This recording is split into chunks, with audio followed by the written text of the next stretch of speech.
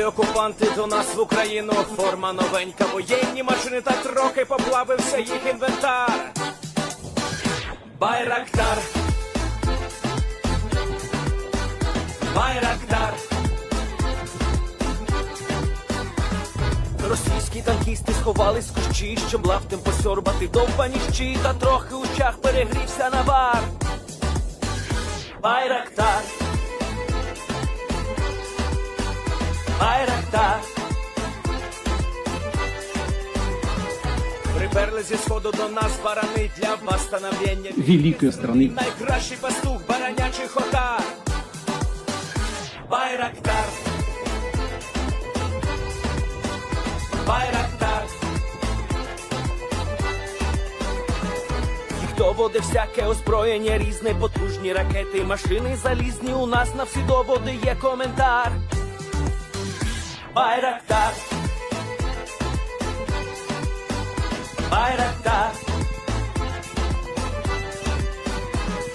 Вони захопити хотіли нас зразу, а ми зачаїли на орків образу з російських бандитів, робить примар. Байрактар,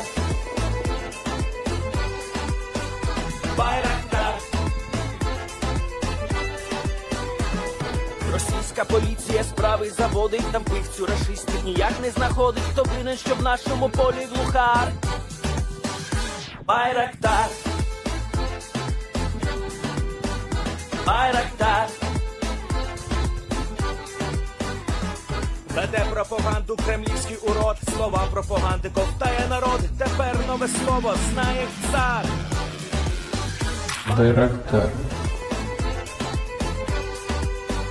Байрактар. Байрактар. Байрактар. Байрактар.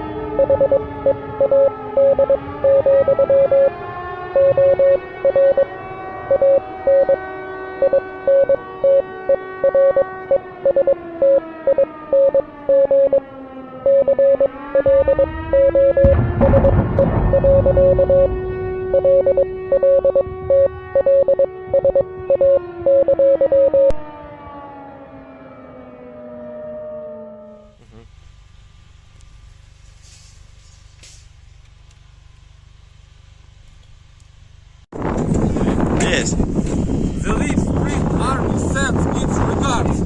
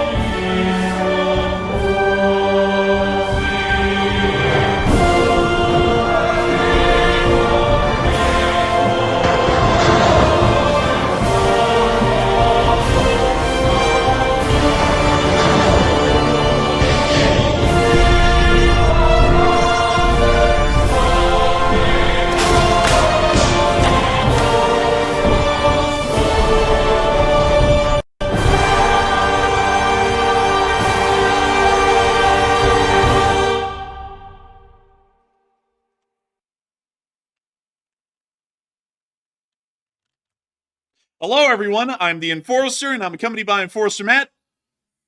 And good evening, folks. It's Enforcer Matt, and welcome back to day 944 of the news. And it's good to see you all once again on a good Tuesday. And also, we got very good news that Ukraine has broken through yet another front line in Kursk inside of mainland Russia. And also, Hezbollah is ramping things up toward Israel. So it's good to see you all once again. And of course, we're going to be covering the past 48 hours of the news of the war in Ukraine, the news inside the Middle East, and news pertaining in between Russia and NATO directly. As today, we have loads of news across the board. Of course, some of our biggest news being that a Russian warship steamed out of the port of Murmansk today towards the area of the Norwegian economic zone, NATO sovereign waters, and ended up firing on a NATO vessel controlled by a Norwegian fishing company, forcing the vessel while in NATO waters to retreat from the area at full speed to avoid being destroyed by the Russian Navy, a direct provocation by the Russian naval forces, the Russian government, against a NATO vessel within NATO sovereign waters by all international law and all NATO sovereignty accounts. We were also able to get major news inside of Russia today, deep within the heart of Moscow, that Volodymyr Sololyvev,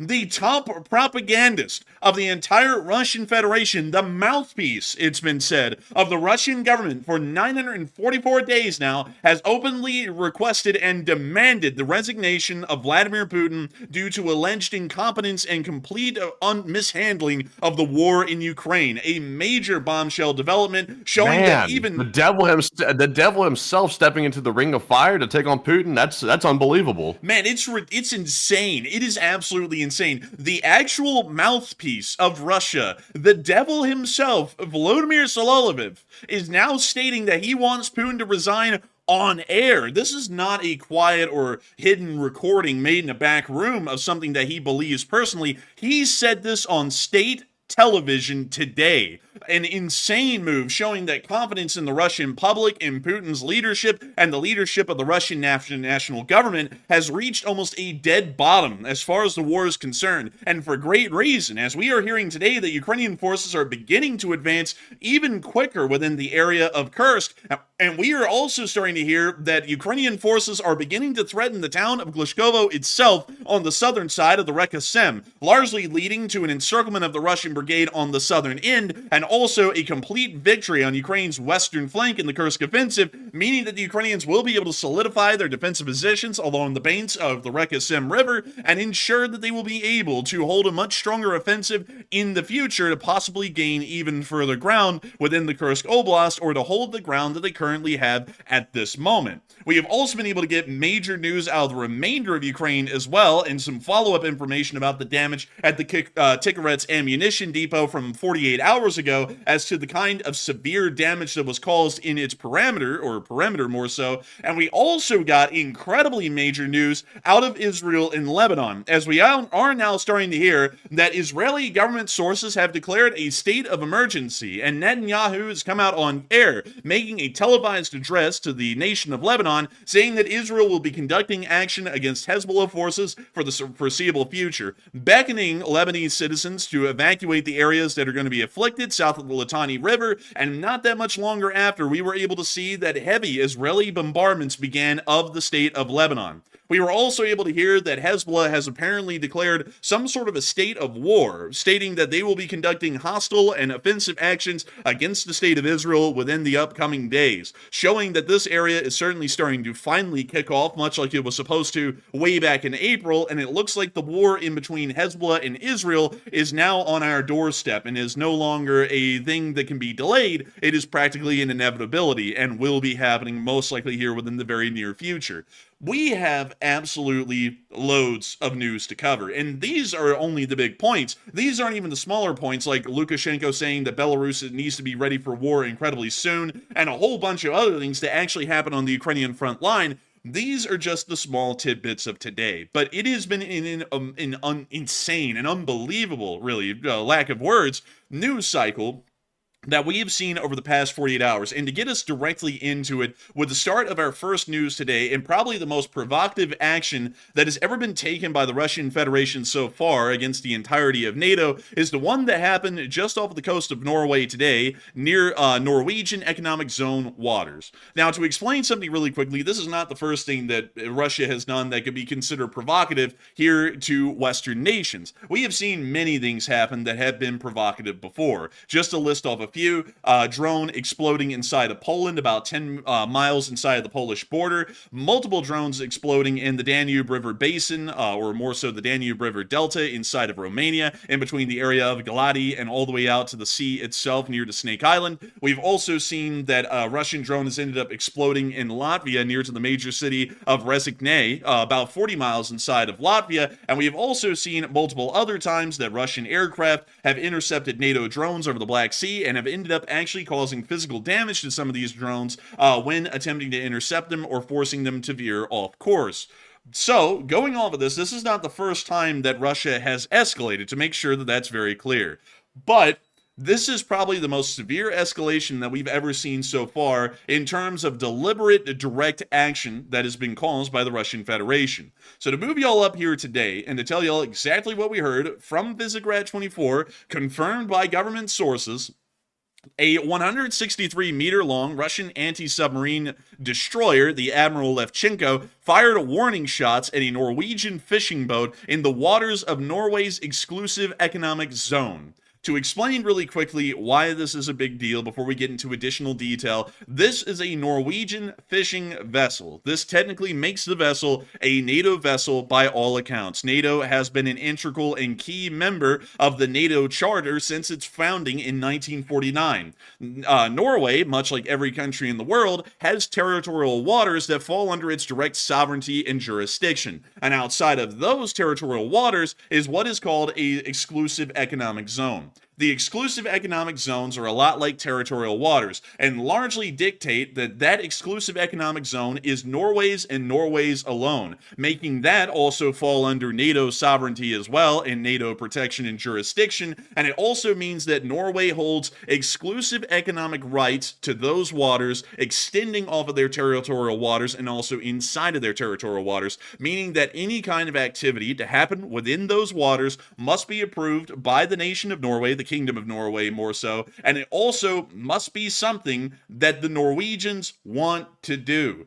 This means that as long as Norway ordains their fishing vessels to fish wherever they want within their territorial waters or their exclusive economic zone, that vessel is a NATO vessel within NATO waters that is provided the securities and protections of the NATO Charter. A Russian vessel today, a 163-meter-long anti-submarine destroyer, pictured right here, fired on that fishing vessel in NATO waters. This vessel steamed out of port from Murmansk, came up to the economic zone, right on its golf course, and retreat out of NATO waters and further into Norwegian waters to escape a possible destruction from a Russian naval warship. This is absolutely insane, and one of the most severe acts of provocation that we have heard of at this point. Also, I'm hearing that apparently we were running into some lag. I'm not seeing that on my end. We just came back. It was like 5 seconds of lag just out of the blue, but we're good now. Dang, so I'll recap this. This Russian vessel fired on a NATO vessel, a Norwegian vessel, provided protections by the NATO Charter, fired into NATO waters. These rounds fired from this vessel splashed into NATO waters and exploded when making contact with the water. This vessel has violated, the Russian government as a whole, by the extension of the actions of this vessel, have violated NATO sovereignty and have not only done that, but have jeopardized the lives of NATO citizens provided protections by the NATO Charter. This is an absolutely an insane act, an act of insanity that one cannot even describe. This is not something where NATO can go, well, it looks like it may have been an errant drone, or it may have been, I don't know, just something that happened. It's a little unfortunate, and we can shove this under the rug. This is a deliberate action. The Russian captain on that vessel gave the orders to his fire teams on board those turrets to fire those guns at that fishing vessel. That's what happened today, and that authorization was given by the Russian Ministry of Defense. And the Russian Ministry of Defense only had the ability to give that authorization to this captain because of the orders of Vladimir Putin. This is entirely an action and an extension of the Russian central government's aggression against NATO countries, and something that has to be considered going forward. We have not seen NATO make any strong statements today, but we have heard the blasts were so close to the fishing vessel that the boat was shaking, according to the captain of the fishing boat itself, meaning that these warning shots were almost dead-on shots to the vessel itself. And also, just to make it clear, this fishing vessel, which was in Norwegian waters, you said? Yes, Norwegian economic zone waters for large part. So this fishing vessel was minding its own business out there in the economic zone, fishing for whatever they were trying to fish for. And then all of a sudden, the Russian vessel showed up, steamed toward them, blew the horn, and then fired warning shots just unprovoked out of the blue. It apparently so. That was just the case, because the Russians are starting to try and pretend like these parts of Norwegian waters are their waters. So when the Norwegian boat showed up in them, they went and literally rushed them, fired at them, and forced them to run away out of their own waters. That's really crazy to think about, considering I see some people in the comments debating here. They're debating whether or not the economic zone is technically like NATO waters. I would personally say it would be. I know it's not like, for example, like the territorial waters. I think there's a distinction between the economic zone and territorial waters. If I'm not mistaken, I'm not sure. I'm not an expert on that, so let me know. But the fact a Russian vessel would steam up on any ship that's not Russian and start firing warning shots, that seems like they intentionally were looking for a fight. They went into that area to go intimidate that boat specifically, and then the boat had to leave the area to avoid being shot at by the Russians. That's just like next level crazy by the Russians. Well, I'll actually explain the difference here between territorial waters and exclusive economic zone waters, because all of it actually falls under NATO jurisdiction, but kind of in different ways. In territorial waters, which I believe extend to about 20 or 12 miles off of the coast of a country, that means that in those waters specifically, literally anything and everything can happen, and the country that is in charge of those waters gets to dictate anything and everything that happens within those waters. So, for example, with Norway, everything from the shore to 20 miles off the coast, they get to authorize and deny anything and everything they want. So if they don't want Russian vessels passing through their territorial waters, they can tell them, hell no, stay out of it. With economic waters or exclusive economic zones, which extend further than territorial waters, that means that they can't deny passage or travel to vessels, meaning that a Russian ship could pass through those waters, but every single thing that happens economically in those waters, fishing rights, mineral rights, stuff like that, and that falls under the authorization and jurisdiction of the Kingdom of Norway, meaning that they get to decide who does what and where in those waters. So for the Russians to sail this ship out and start firing at that Norwegian vessel, which is within those waters, what they're saying is Norway does not have the ability nor the sovereignty to be able to tell their fishing vessels where to fish in their waters. We are going to tell Norway, and an extension NATO, where they can fish in those waters and what they can and can't do in their own sovereign territory. That's what the Russians I'll take it even a today. step further than that. I'll take it a step further than that even. If the vessel wasn't even in the economic waters or the territorial zone of Norway, even if it was out in the open waters or something, for a Russian vessel to literally start running up on it and sound the horn, letting them know we're about to do something, and then fire the warning shots, even if they were out in the open, not even in the territorial waters, that would have been crazy even in that scenario. But the fact they are in the economic zone makes it even worse. But it's clearly open aggression by the Russians looking for a fight, because there's no circumstance that a fishing vessel would require warning shots to be fired, considering it was civilians out here doing some fishing. So why would you ever need to fire warning shots, since this is a heavily loaded Russian military vessel? They clearly weren't threatened by it, so they're just looking for a fight. I would completely agree. They certainly are looking for a fight, and a lot of people seem to be saying that it calls for something. It obviously not blood, but it calls for some kind of action by NATO to deal with this direct provocation by the Russians that happened in our own waters. And a lot of people have been putting in their input on what they think about this. Do y'all think that Russia crossed the line with this pretty much direct attack on a NATO vessel today or not? I think largely the answer is clear. It looks like many people agree the answer is very clear. But Matthew, what are you thinking about this, and what is everyone else thinking about this as well? All right, so it looks like about 71% of the audience said yes, Russia crossed the line and it's time for action, while 10% said no, Russia just fired some warning, it's okay, and another 10% said, yeah, they crossed the line, but we should let it go this time.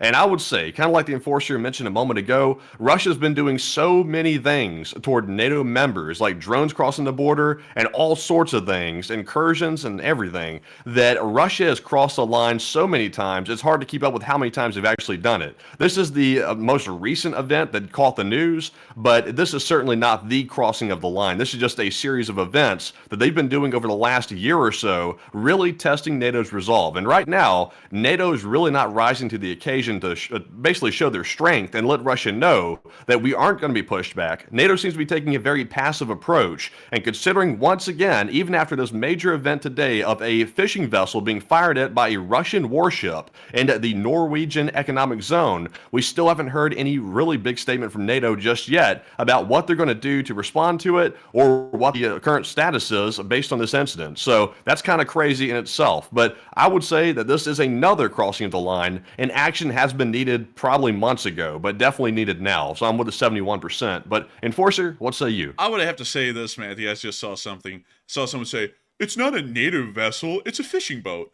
It's a NATO, like, I don't know where the disconnect happens there for you to say that, but do you realize that any floating object that falls under the jurisdiction of a country that's in NATO is a NATO vessel? Like, that doesn't apply to the military, that applies to every single vessel, whether it be civilian or not, whether it be Bubba's pontoon boat or whether it be the U.S. Navy's Ronald Reagan class, Nimitz class aircraft carrier.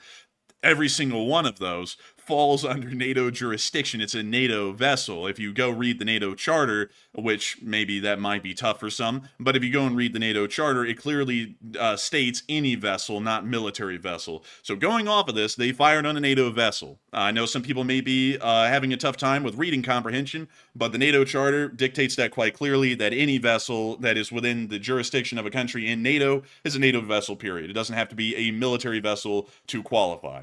So going off of that, this is a severe provocation. This is one that's actually insane. It's even more so insane because they're interfering with economic activities of a NATO country. They're starting to directly affect the economy of Norway by conducting such an action as this.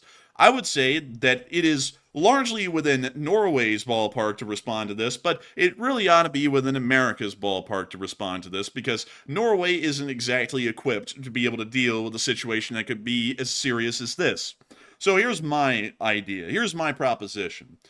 Take this for what you will as a policy point of mine if I was to become president of the United States. Our waters will not be tread upon, period. We will be sending the U.S. Navy and several Arleigh Burke-class destroyers into this area, into NATO's territorial waters, on the very edge of the Norwegian border of their territorial waters and their exclusive economic zone, and those destroyers will be escorting any Norwegian fishing vessels and any Norwegian vessels involved in economic activities into that area where they can use their territorial waters. If the Russians ever wish to try and violate those territorial waters and force these fishing vessels out of the area, those U.S. naval vessels will have the authorization to take any means necessary to be able to deal with the Russian threat and to be able to ensure that the freedom of the waters that the Norwegians naturally have within their own economic zone will be ensured. That's what I would do if I was the president of the United States, because I'd be damned if anyone, like the Russians, will be coming out here and telling NATO, and, well, really Norway, and by extension NATO, and then by extension us, what we can do in our own waters. These are our waters, and if a Norwegian vessel wants to go up to the very line and fish in that area, they have a right to do so. And no one's going to be able to tell them, the Russians or anyone, otherwise. And that's what I would say. And so with that, I hope that does. And also, I do see some people in the chat. They're saying we don't want to start World War III over a fishing vessel, and that is true. We don't start over a fishing vessel, but it's the accumulation of things happening over a very short period of time over the last couple of months. There's many things that have happened that should have maybe triggered an Article 4 convention of people meeting in NATO to determine what the response will be in the future if Russia does something very provocative again. That hasn't happened, and I guess you can make an argument that might be okay, but the fact that NATO simply will not come out and make a public unified statement saying that if Russia continues to push the boundaries and there will be consequences, we won't even give the strongly worded letter anymore. We're just going totally silent, which is baffling to me because the entire NATO alliance is based on deterrence and scaring the enemy into compliance. And right now, nobody's complying because NATO can't seem to get it together for some reason. I'm not sure why that is, but we definitely need to get it together because Russia and the Axis powers,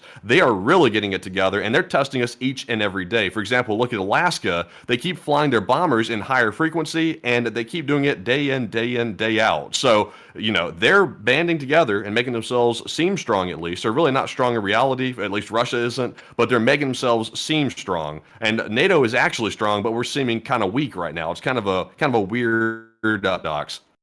I would say so. Also, the bots are insane tonight, man. I don't know if you're seeing this. I'm having to go through and get some myself. But beyond that, turning on the air defense right now, like literally as we're speaking. Yeah.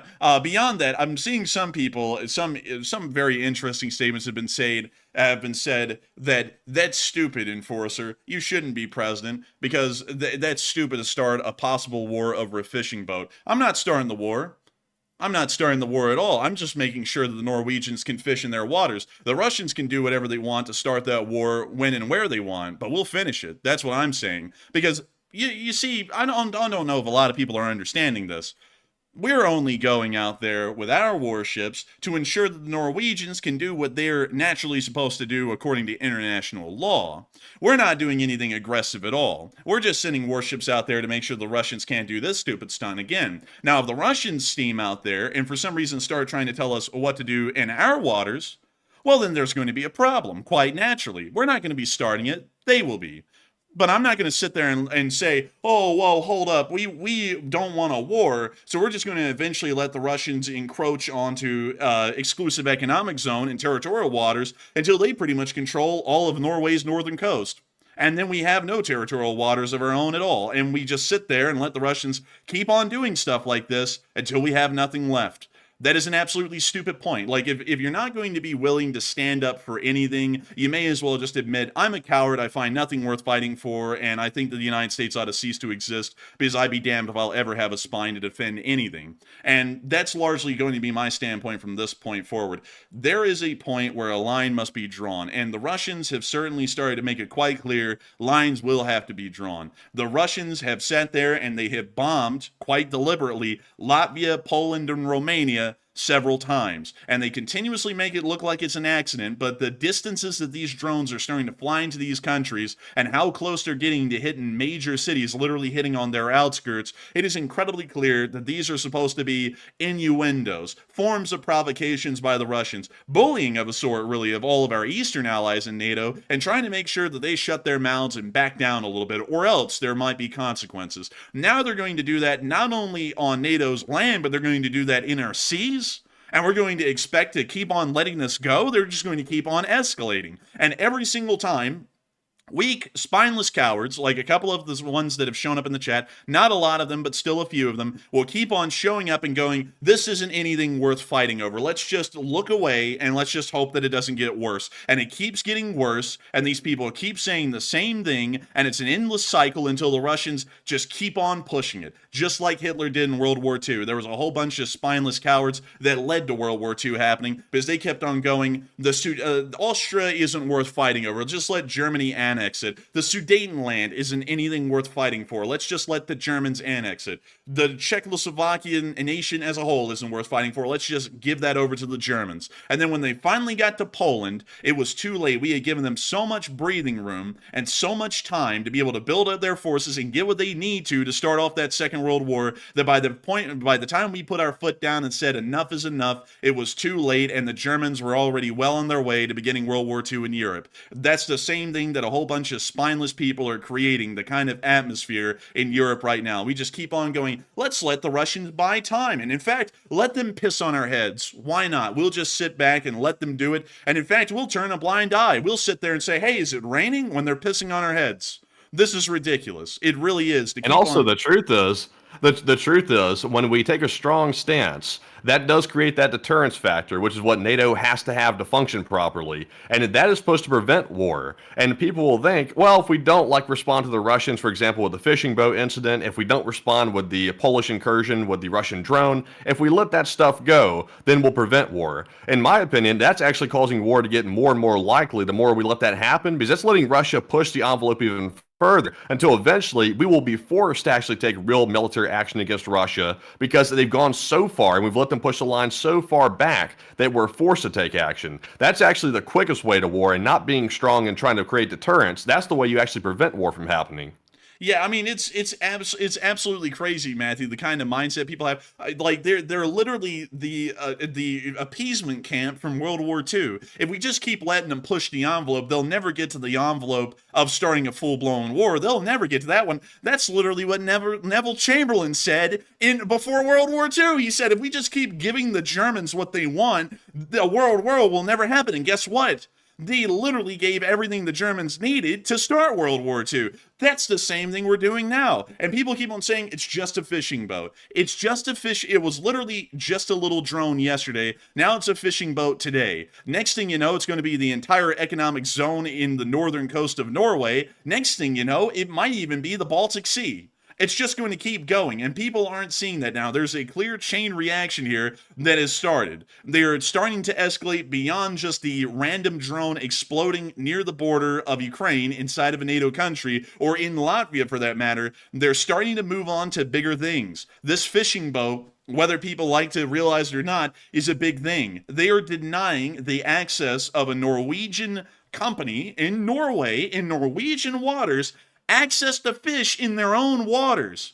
That's like Russia saying that there's going to be a no-fly zone over Alaska. That's the same thing. They're denying economic activity to a country that by international law has exclusive rights to that economic zone. That is not just a fishing boat. This is this is economic warfare. And they're just History ramping repeats it up. itself. I'm telling you, man, it happens every time. Like, we never truly learn from history. And I'm not saying, I know some people are listening to this and they're thinking, oh my God, they're warmongers. They want to go to war. No, that is not the thing we want. In fact, that's why I'm saying we need to take a strong stance, because that will prevent war much better than taking the current stance that we're taking by letting Russia do whatever they want to do. We're actually hastening war by taking this approach we're doing right now. I'm not sure if the world leaders understand that at this point or not. I think maybe they're falling into the trap of appeasement, like the enforcer's saying, because that is a very appealing trap. You think, let the bully have a little bit, let them have a little bit more, and they'll definitely stop. They got to stop. But they're assuming the person's rational.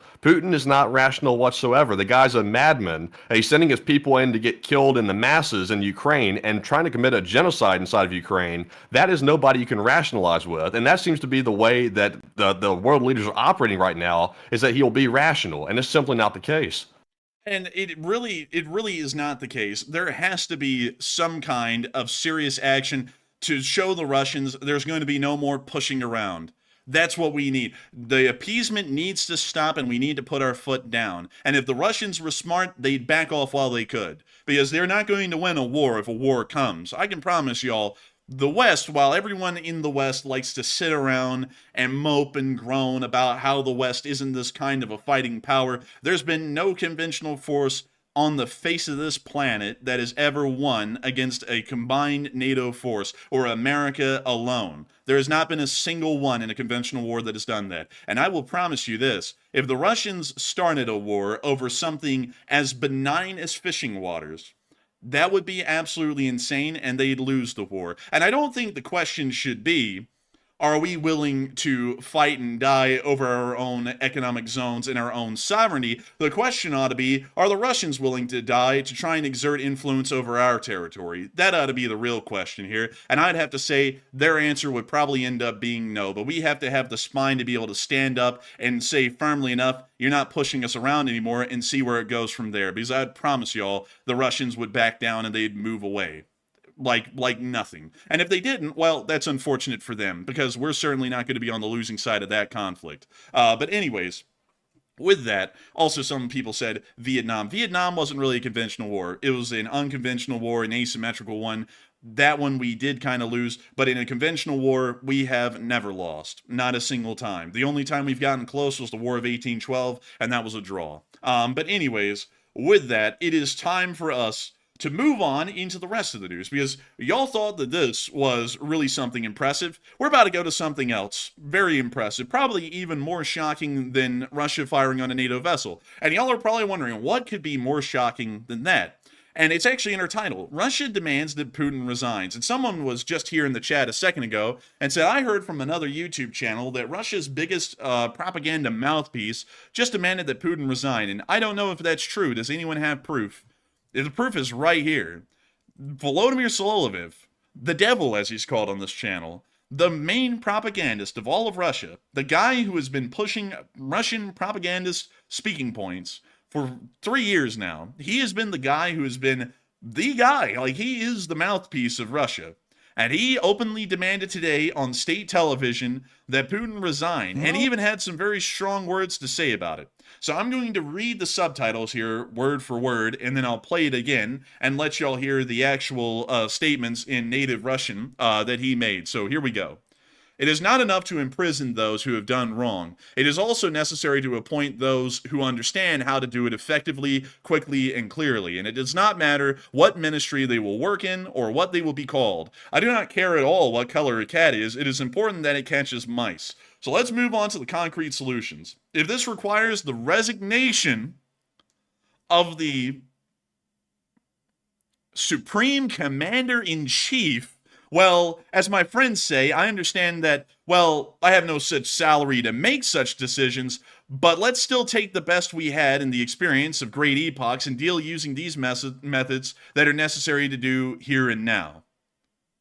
Man, he got too big for his own pants. He got way too comfortable out here, because that was the most treasonous statement you could possibly make toward Putin, to fall out of a window. That is the craziest one. Now, I'm going to play this back again. I'm not going to interrupt. I'm going to let y'all hear that in actual native Russian, and then we'll talk about this, because I feel like it's very important that y'all also hear him speak it in native Russian. So here we go. Посадить тех, кто провинился.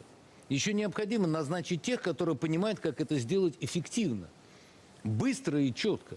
И не важно, в каком они будут министерстве и как они будут называться.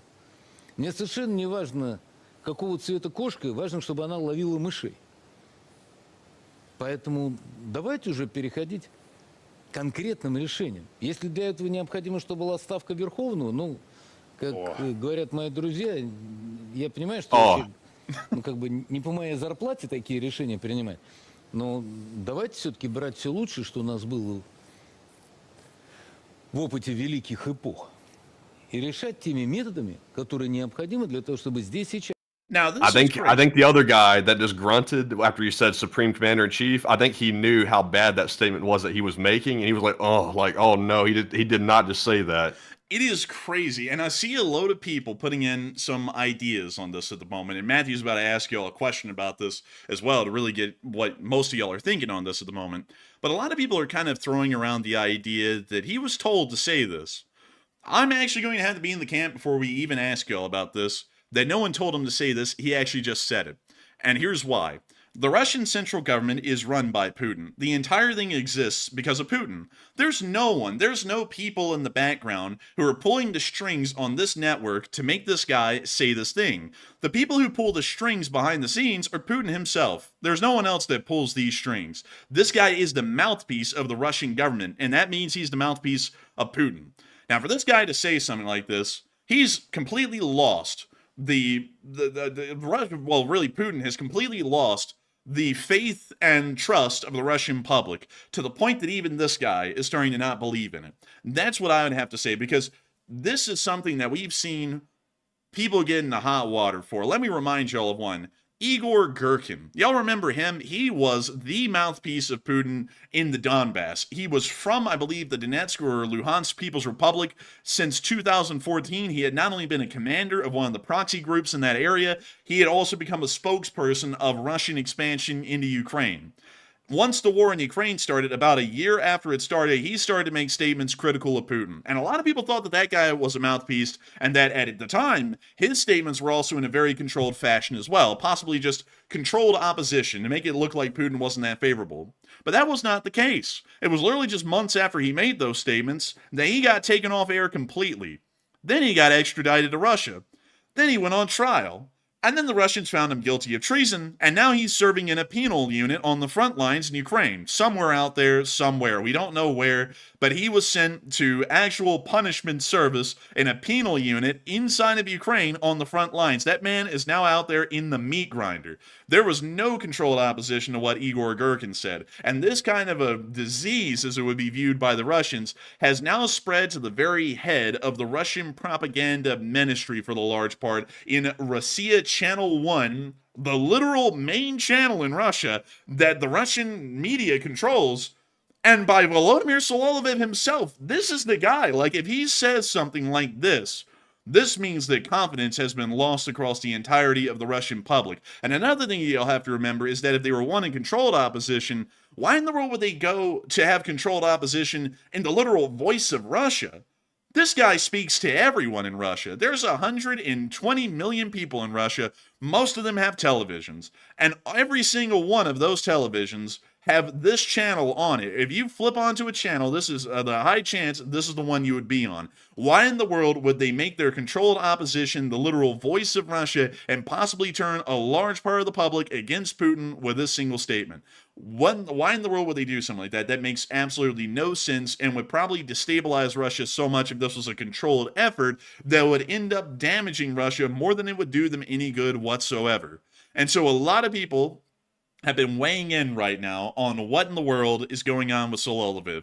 And loads of people really can't even believe this. This is shocking. This is actually shocking. This guy has been the biggest supporter of Putin, at least as far as what he said, for years now. Like, this has been the guy. Like, no joke. This is the guy. Like, he is like Russia's version of United 24. And now he's speaking against Putin.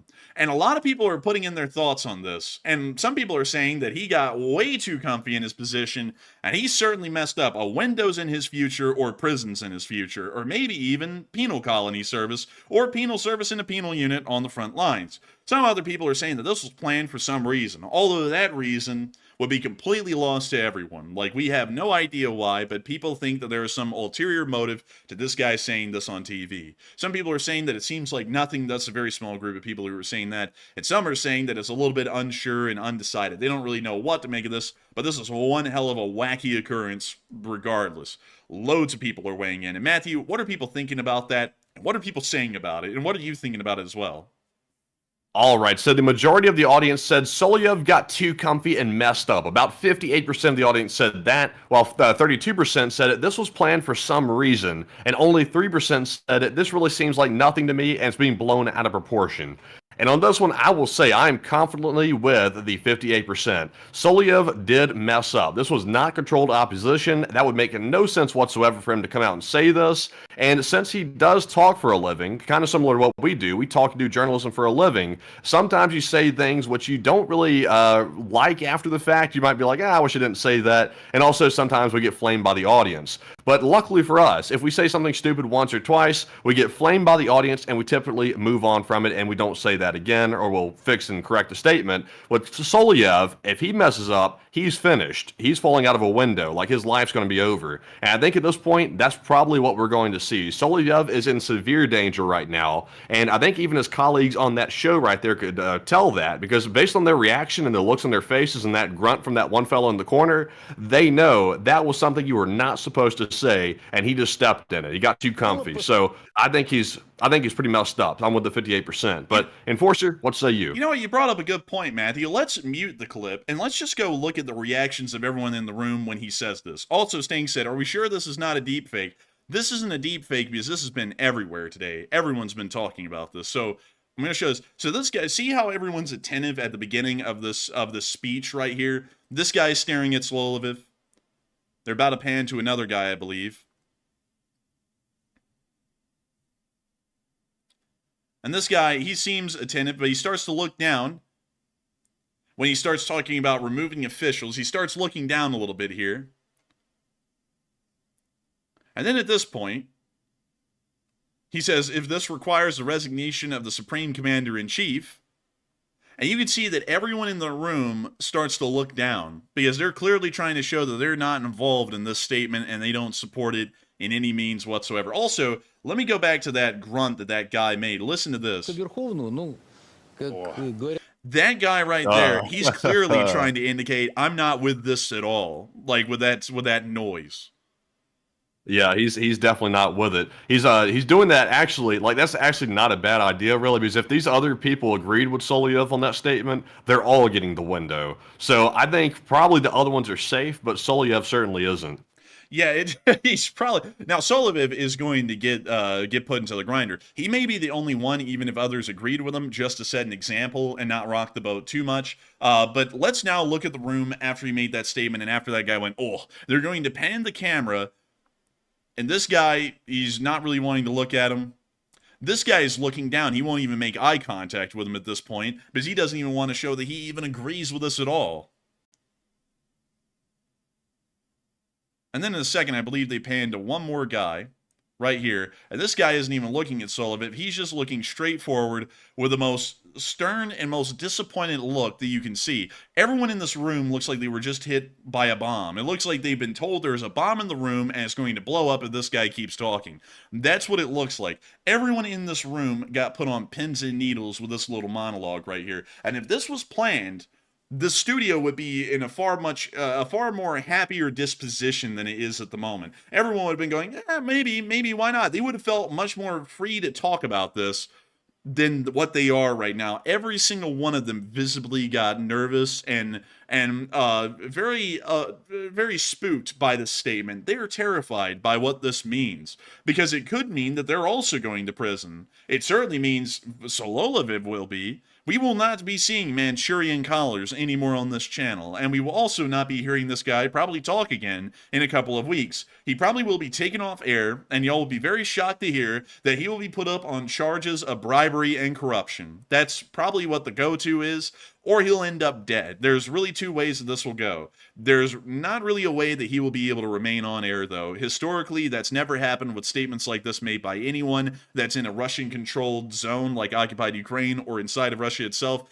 These people usually disappear after a while. It's usually a couple of weeks or maybe a few months after the statements were made to make it look like it's not directly connected, but it will happen. So either the guy will die, option, or the other common option is that they're going to get him on trumped-up charges of bribery and corruption, which are usually the catch-all inside of Russia for really anything the Russian government wants to get you on. It's usually corruption and bribery, and then they will put him on trial. It'll, of course, be a show trial. He's already guilty, and then they'll go, and it looks like our stream connectivity just dropped through the floor. And we're back. Literally, right as you said that. Man, so let me recap a little bit just in case if we all missed it. So either he'll die, which is a pretty decent likelihood, or they'll get him on trumped up charges of corruption and bribery, and then they'll put him in prison, or they'll send him to the front lines like they did with Gherkin, and he'll die there. One or the other. He will die regardless. It's just three different paths on how he could end up dying.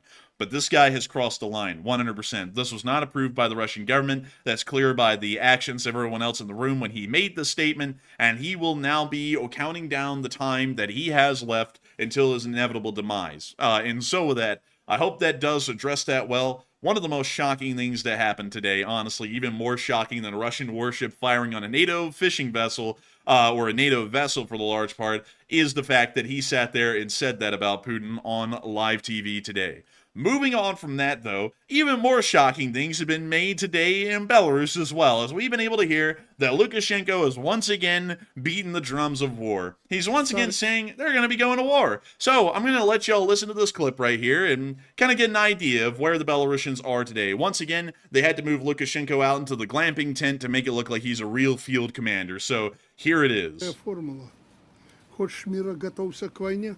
Еще раз хочу подчеркнуть, хотя, в принципе, что нам тут перед кем-то оправдываться?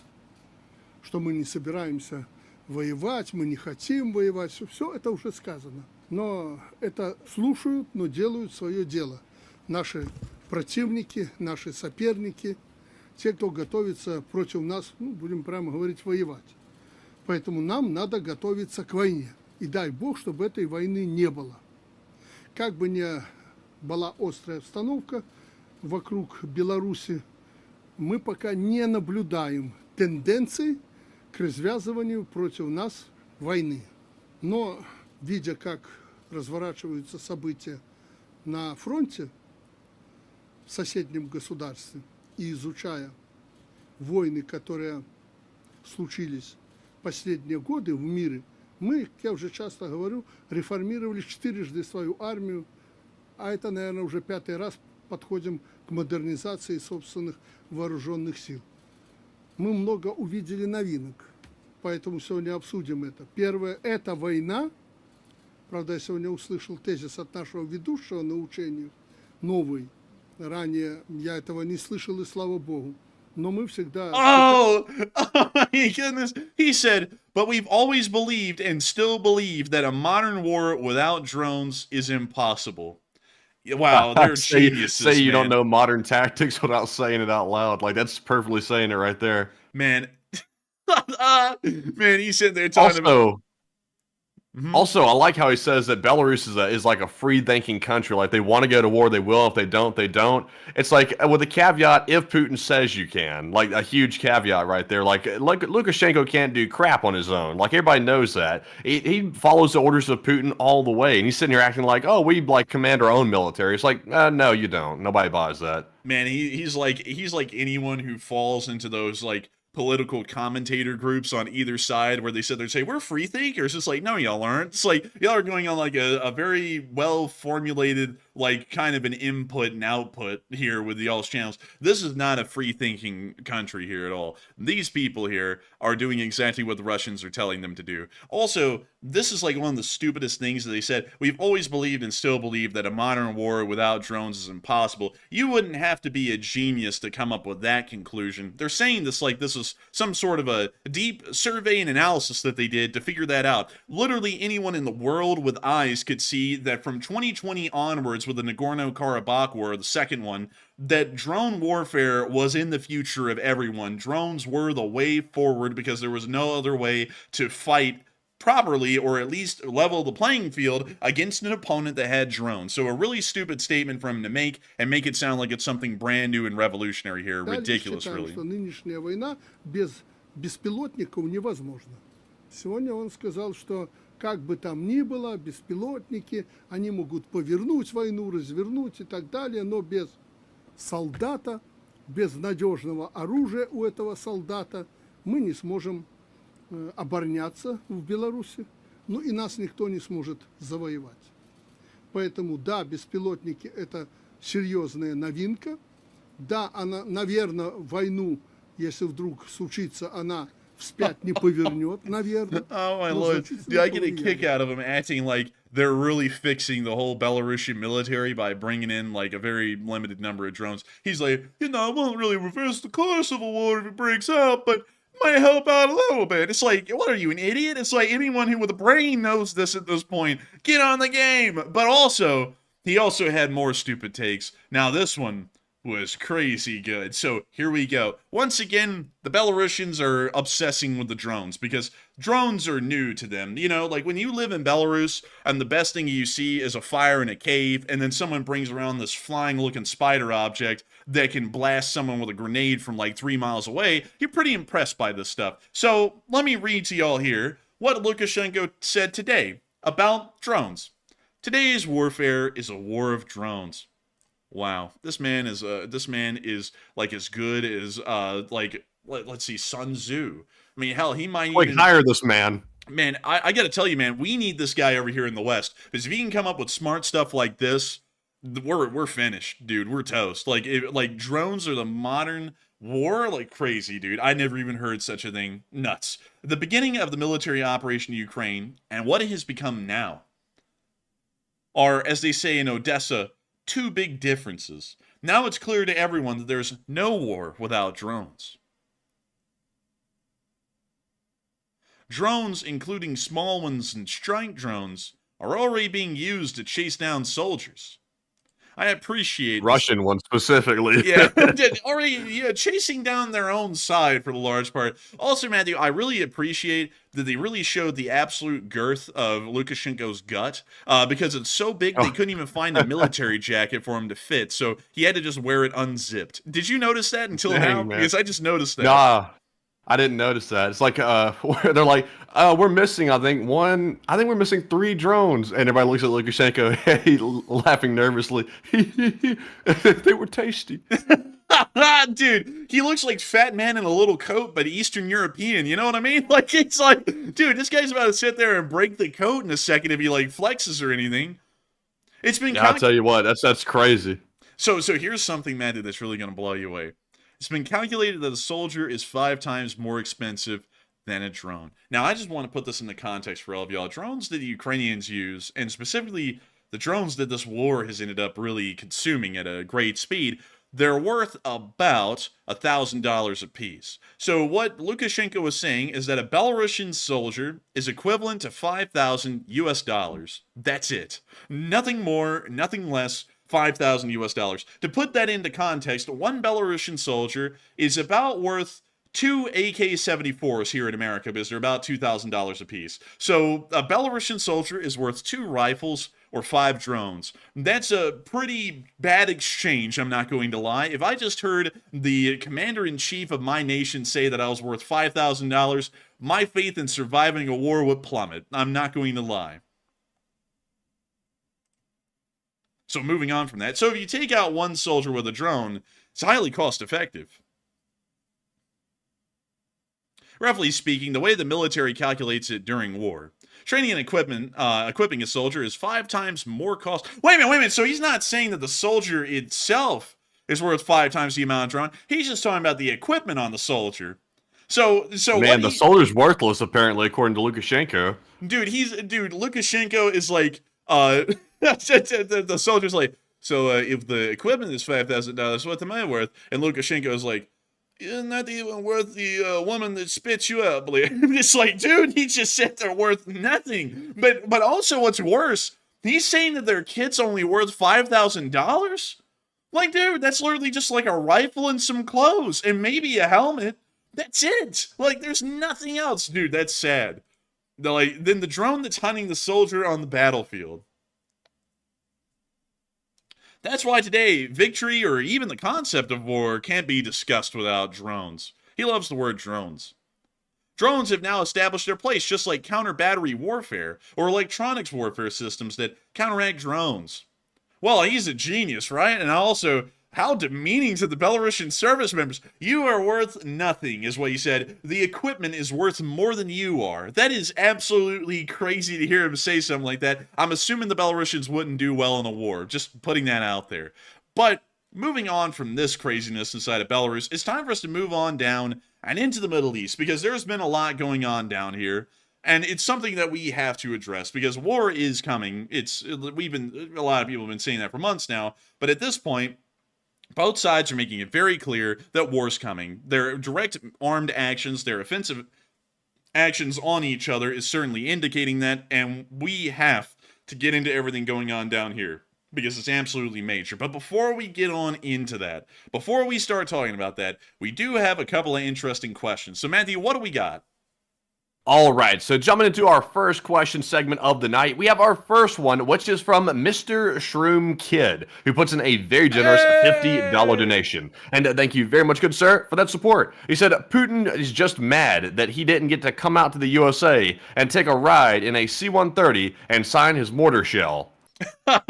Probably so. And I gotta thank you so much for the support and helping the show to keep on running, Mr. Shroom Kid. But he must be jealous, you know? Putin lives in all of these nice, luxurious mansions, but he can't travel anywhere around the world where it's nice. You know, he's got to live in Russia, which is equivalent to living in hell. You know, that must be really unfun for him. He's got to be jealous at this point, because not even the Chinese really want him visiting China that much. Like, they let him visit, I think, once, and that was it, over, like, the whole 3 years of the war. And once again, I had to put this out there.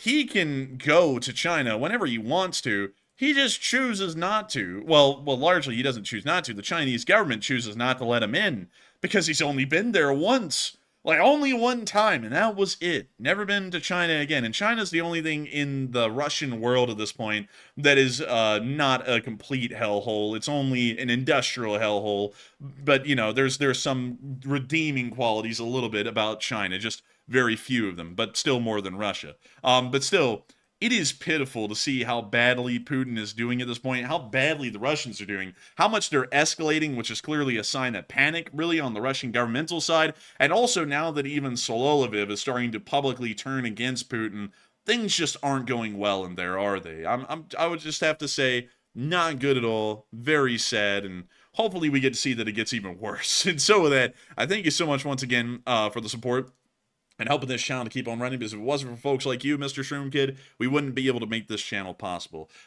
Something that also, let's see, someone said, Enforcer, you're completely wrong on one thing. Putin isn't a mastermind. I never said he was. I said he was an idiot. So I don't know who told you that I said that Putin was a mastermind. I've been saying the opposite throughout the entire war. I've been saying everything he does shows he's an idiot and incompetent. So I would have to completely say that's not true. I never said anything like that. Never will. But anyways, with that, I hope that does address that fairly well, Mr. Shroom Kid. Thank you so much once again for the support. But before we move on to the next one, I got to give a massive thanks to you, because you are one of the people who helps to make this channel possible each and every night, and especially on a night like this.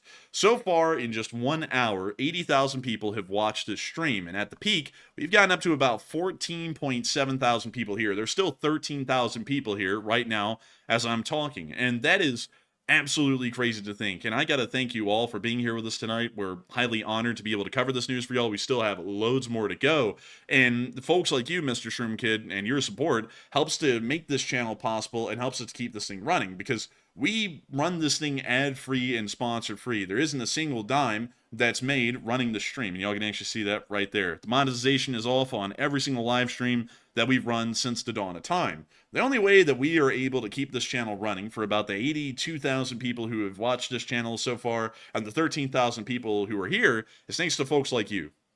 No one has to support the channel, but the folks who do, y'all help us to be able to do this as a living, do this as a job, and make it possible for hundreds of thousands of people, millions of people every month, to be able to watch this channel and get the news from here. I've got to thank you so much once again for helping to make this channel possible, because once again, you're the only thing that makes this channel a reality and helps us to be able to do this as a job. And so with that, thank you so much once again. I hope that does address that incredibly well. And with that, we are on to the next one. All right, and our second question of the night is going to go to GunFox61, who puts in a $20 donation. And thank you very much, GunFox, for that support once again. And also, real quick here, let me double check. I think there was a couple of super chats from GunFox. Let me see if I can try to get them in order here so we don't mess the order all up. So let's see. GunFox put in that one, put in two, actually put in three super chats. So I'll read off this first one here, which appears to be the earliest one. And I'll read this one off first. So this one says, 9/23/1789, the first Supreme Court is established. Also in 1941, Japanese officials in Hawaii ordered to gather preliminary data on Pearl Harbor. And in 1944, Allies began to retreat after massive losses in Operation Market Garden. And question from the chat. And I gotta say, thank you so much for the incredible support and helping this channel to keep on running, GunFox. And today is a very interesting day in history, because it was on this very day in 1789, after the Constitutional Convention convened and created the Constitution of the United States as we know it today, we got the U.S. Supreme Court, a lot like the U.S. Congress and also the U.S. Executive Branch. A very interesting time, because the U.S. Supreme Court was brand new. It was really the first time ever that there was a unified national court really anywhere within a British judicial system. Some people are going to say that the British had something similar. The British actually don't. Their Supreme Court is literally the Parliament. There is no other Supreme Court out there. I believe they created one very recently, but that is more so a clerical thing than an actual like existing thing, because of the English Constitution, which is really like a loose amalgamation of key laws throughout really the 1,000 years that England and then later on the United Kingdom has existed in history. The United States was really the first one to have such a thing. It's a very modern concept, and it actually is really interesting, because that single court can literally apply across the board something that it deems constitutional or unconstitutional, and that is the law. It doesn't change from state to state. That's it. It's a very interesting kind of an institution in that regard, and really interesting to know that it was founded on this day in 1789. Pretty cool. Also, another thing that's actually kind of crazy to think about is that the Japanese did start to gather the data that they would use to launch the Pearl Harbor attack right now in 1941, because what they didn't account, even through the months of preparation that they had leading up to this attack, is that all of America's aircraft carriers were going to be out at sea on December 7th, only that day. Like, well, actually, it was for several days before that, but they would have returned on the 8th of December. If that attack had happened on the 8th of December instead of the 7th of December, they would have largely destroyed most of America's naval fighting abilities and really changed the way that the Pacific would have been fought for the first opening years if they had been able to get those 3 aircraft carriers while they were in port. They didn't. And that was probably one of the worst blunders that they made in the entirety of the war, is that they did not disable America's aircraft carriers on that attack. Well, the 3 we had there, because they were the largest, and they would go on to immediately fight the Battle of Midway and largely win the Battle of Midway, and then start to set the tempo for how the remainder of the war in the Pacific was fought. A pretty big oversight by those Japanese intelligence groups that were in Hawaii at the time, but certainly a very fortunate one for the United States. But also, moving on from that, another interesting thing the Gunfox 61 brought up was in 1944, the Allies began their retreat after massive losses in Operation Market Garden. One of the only defeats that the Allies faced at that later point in the war, interestingly enough, but it was a very ambitious campaign that they were conducting there, and there's a reason why it failed, is because they were trying to conduct the largest airborne operation that's ever been seen in history so far. It was a very ambitious plan that was set out by General Bernard Montgomery, which was a big stain on his reputation later on, but it was a very interesting one and kind of laid the groundwork for the really rapid kind of warfare that we fight today, the really rapid maneuver kind of warfare, because they dropped off airborne forces at Eindhoven, Nijmegen. I believe they also dropped off some elsewhere, if I'm remembering correctly, but it was Eindhoven, Nijmegen, and Arnhem. And they dropped off airborne forces at each of these cities, which would take over these cities and hold them until I believe it was the 30th Corps, or the 30th Army, would advance up the road from Eindhoven to Nijmegen and Arnhem and capture these towns. And the reason why they were doing this is because there was a major amount of bridges that were in this area of the Netherlands that made it to the Rhine. The Arnhem, the city of Arnhem, I believe, is very close to the Rhine River, if I'm correct. And let me see where in the world it is. There's the Rhine River right there. So they capture Nijmegen, cross over the Rhine River, and then they make it to Arnhem. And then once they capture Arnhem, they control most of the bridges, passing on into mainland Germany. And so if they were able to capture all of these, they would have been able to march right into Germany immediately. There wouldn't have really been anything stopping them. But the problem is that they made it through Eindhoven and Nijmegen, but at Arnhem, there had been a bit of a problem. There was an error in their intelligence, and they actually found out that there was an entire panzer division that was pretty much sitting in the town and around the town. So when the 1st Airborne landed at Arnhem, which was a British airborne unit, they pretty much were immediately getting overrun and were trying to hold the city in a fight against time, because there was no way that they were going to be able to hold the city long enough for the 30th Corps to be able to break through and relieve the 1st Airborne that was in Arnhem, because they were also setting up a very strong defense on the southern side of Arnhem. That was what largely led to the failure, because if it wasn't for that unexpected panzer division sitting at Arnhem, this entire operation would actually have been viewed by later historians as a complete success and an overwhelming victory of an airborne campaign, and the largest one that ever happened in history. But because of that one panzer division in Arnhem, it got viewed as a complete abysmal failure and a stain on Bernard Montgomery's reputation as a pretty competent commander. He largely got that because of the campaign in Northern Africa. But still, pretty interesting to note that. Pretty wild to think that this was pretty much the day that the failure really started to set in and they started to pull back from Arnhem and back towards Nijmegen to really start regrouping their forces and also let the Germans fall onto a hardened defensive line in that area. But still, thank you so much once again for the support, Gunfox 61, and bringing up these interesting things that happened actually yesterday on this day in history. But still, thank you so much once again for the support and helping this channel to keep on running, because if it was not for folks like you, we wouldn't be able to keep this channel running. And I've got to thank you so much once again for also throwing in cool history tidbits, because I live for history and absolutely love the stuff. But let's quickly take a live chat. And what do we got, Matthew? All right, so this live chat question goes to Mike Keywood, who said, do you get the impression that he thinks, meaning Sololyvev, that he thinks it's worth being murdered to enable Putin's destruction? I don't know. I really think that Sololyvev may have just entered this form of delusion. Like, I'm the voice of Russia, nothing can hurt me, I'm too big to fail, so I'm going to say this. I think that's really what it was, because no one in Russia is too big to fail. Shoigu failed. He was the guy. Like, if anyone was not going to fail, it wouldn't be Shoigu, and he even failed and was removed from his position. So going off of that, I have no doubts whatsoever that he is probably in some sort of a state of delusion where he thinks that he's untouchable, but he's about to quickly learn that he is quite touchable and quite fallible, and he's going to end up going the way that everyone else has gone, which is either dead or in prison, one or the other. And so with that, I hope that does address that live chat fairly well. Thank you so much once again for the support and help of this channel to keep on running, GunFox61. And with that, we are on to the last live chat of this segment, and then we're going to be moving on to the rest of the news.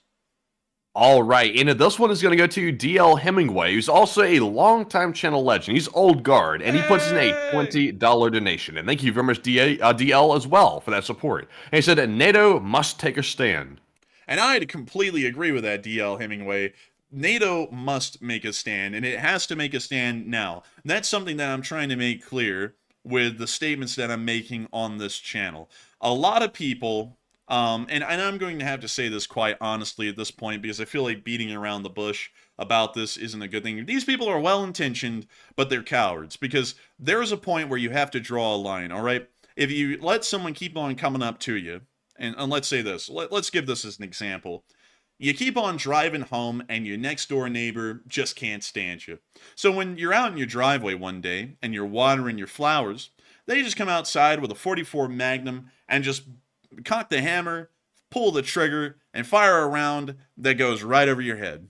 And you go, what the hell did you do that for? And they went, because you're a bitch. And then they wander off. Are y'all going to let that slide? Like, are y'all going to sit there and go, no harm, no foul. I mean, I'm not dead. They didn't damage my car. Bullet didn't hit it. So whatever. Guess that's no big deal. No, I feel like a lot of people would be calling the cops. They'd be going, that guy just tried to kill me. And this is something that has crossed the line. And that's what Russia has done with the fishing vessel up there in Norwegian waters. They have crossed the line. And there is a point where a stand must be made, and it's now. We're going to let the Russians keep getting away with escalating until we literally let them start a war. And then we sit there and go, oh, who in the world saw this coming? Someone should have stopped this. And here's the stupid thing, all right? Here's the stupid thing that I can't understand about people who try and mitigate this and make it sound like nothing, is that they sit there and go, it's a fishing boat, no harm, no foul, right? Like, it's fine, let it move on, no problem.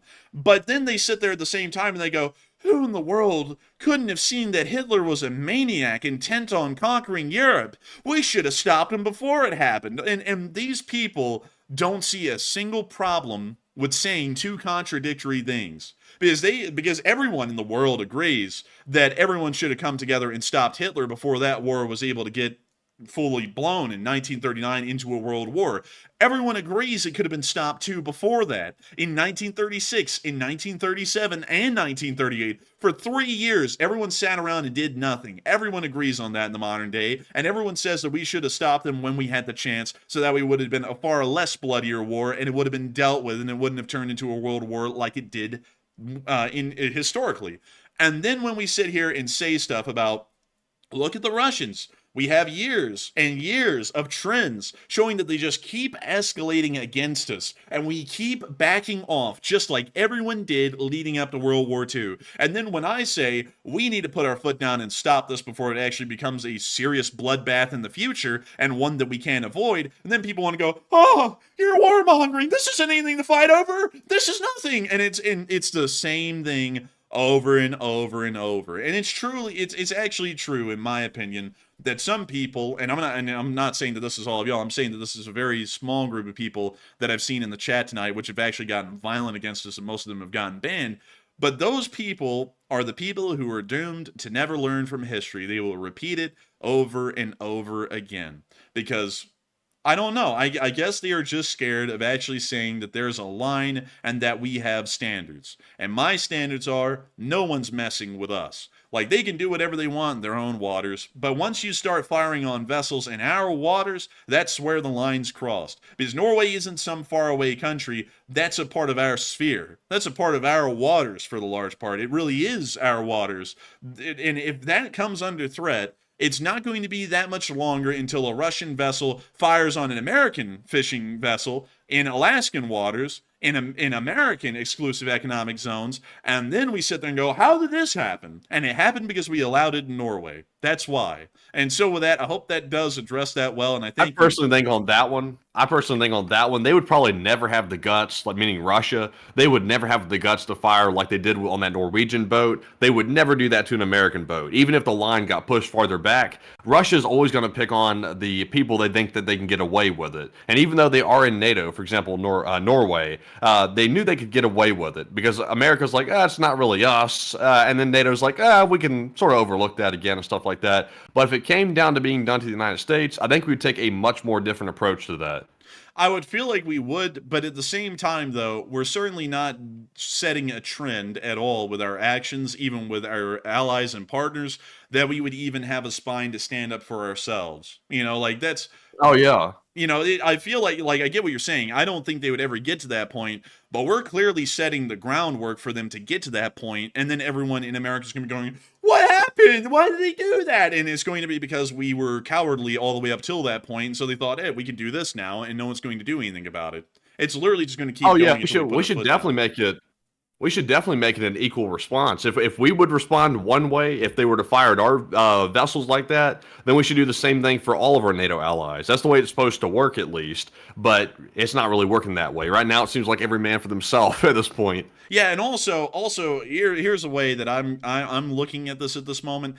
These are our waters. So the question is not, are we going to die to protect our waters? It's the question of, are the Russians going to die to take our waters? That's the question, because we're going to defend what we have. This is our stuff. This is our waters. If they want to take that from us or start exerting control over us, over our own waters, they can die for it. We're not dying for it. We're protecting what we have. We're not trying to take anything from anyone else. So if they're more than happy to try and get themselves killed taking our waters, have at it. But we're going to protect it because that's our stuff. We're not expanding. We're not shrinking. We're staying right where we are, and no one's moving us from this point. That's my statement. That's how I'm viewing it. And that's maybe the difference in between what I'm saying, which is we need to be strong and assert ourselves and defend what we have, and others who act like, well, you know, like maybe we can just give it up because, you know, I don't want to die for the stuff we have. You know, that's the way I guess other people are looking at it, which I find to be a bit cowardly, in my opinion. Like, and some people are going to say, have you ever served? No, but I still have a spine. Doesn't matter if I served or not. I have a spine, and I know when a line's crossed, and that's crossing a line right there. Not to say like it in Italian, because I was about to say that's across the line, like I was about to be like an Italian or something. But anyways, with that, I hope that does address that fairly well, at least in my opinion. But a huge thanks to you once again, DL Hemingway, for the support and helping this channel to keep on running. Because if it wasn't for folks like you, we wouldn't be able to make this thing possible. We wouldn't be able to cover the news that we cover, and we wouldn't be able to say the things we say on air. And I'll be entirely honest, it almost feels these days like we're the only people on air who are trying to actually defend the Western world as a whole and support it. I feel like a lot of people are more than happy to give it up, and the only reason why it seems like it's worth giving up is because people for some reason have been lured into a mindset that the only thing we can do is give up. And the only thing I say that we can do is we can stand up and fight, because I'm telling y'all this. If you keep on giving up everything, you're going to have nothing left. So you got to stand up. You actually got to have a spine. It's not going to be fun, and it's going to be scary, but you got to have a spine, and you got to stand up, and you got to fight for what you have, because if you don't, you're not going to have anything tomorrow. That will be a guarantee, an assuredness. And there is something actually that Ben Franklin said way back in the day, way back when this country was being founded. He said, if you would give up liberties for security, you will have neither.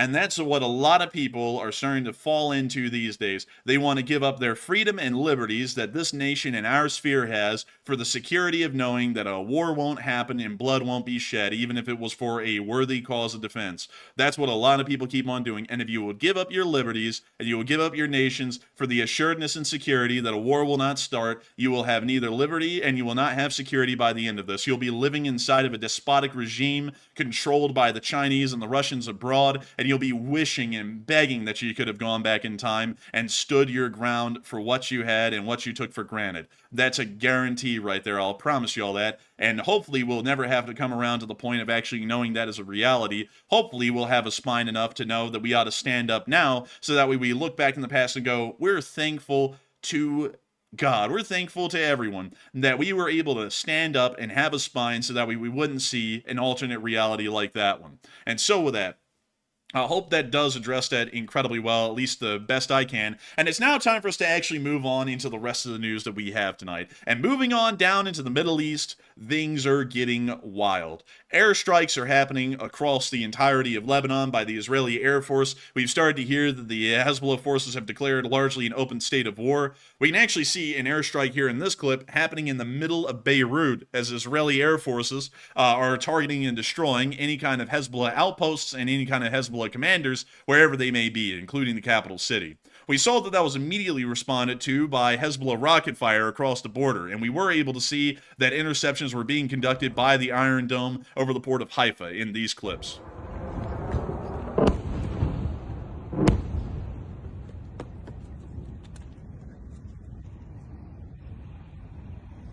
First time Haifa's been targeted in quite some time, by the way, in this one right here. Quite a rare thing for the city itself to be hit. Yeah, about a month, actually. It's been a bit of a moment.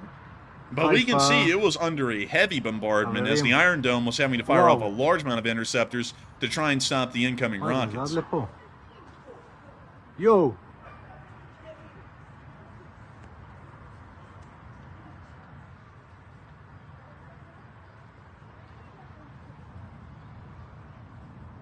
Wow.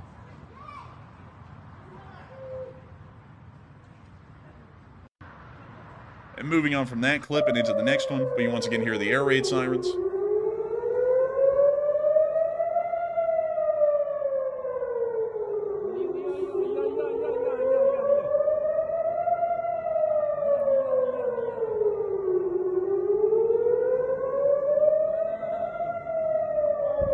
And then in our last little clip right here, I should be saving this one for a second.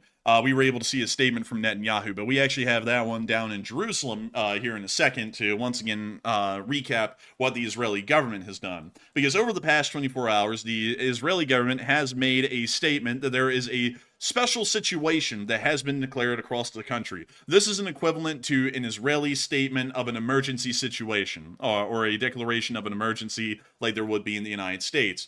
This has been declared across the home front. This may be getting very close to a declaration of martial law and mobilization within the state of Israel, as it does appear the situation is getting very strenuous. We were also able to hear a statement by Netanyahu following the large airstrikes occurring inside of Lebanon, and also the furthered action by the Israeli air and ground forces near to the area of the border. So here is the statement by Netanyahu addressed to Lebanese citizens. Message for the people of Lebanon. Israel's war is not with you. It's with Hezbollah. For too long, Hezbollah has been using you as human shields. It placed rockets in your living rooms and missiles in your garage. Those rockets and missiles are aimed directly at our cities, directly at our citizens.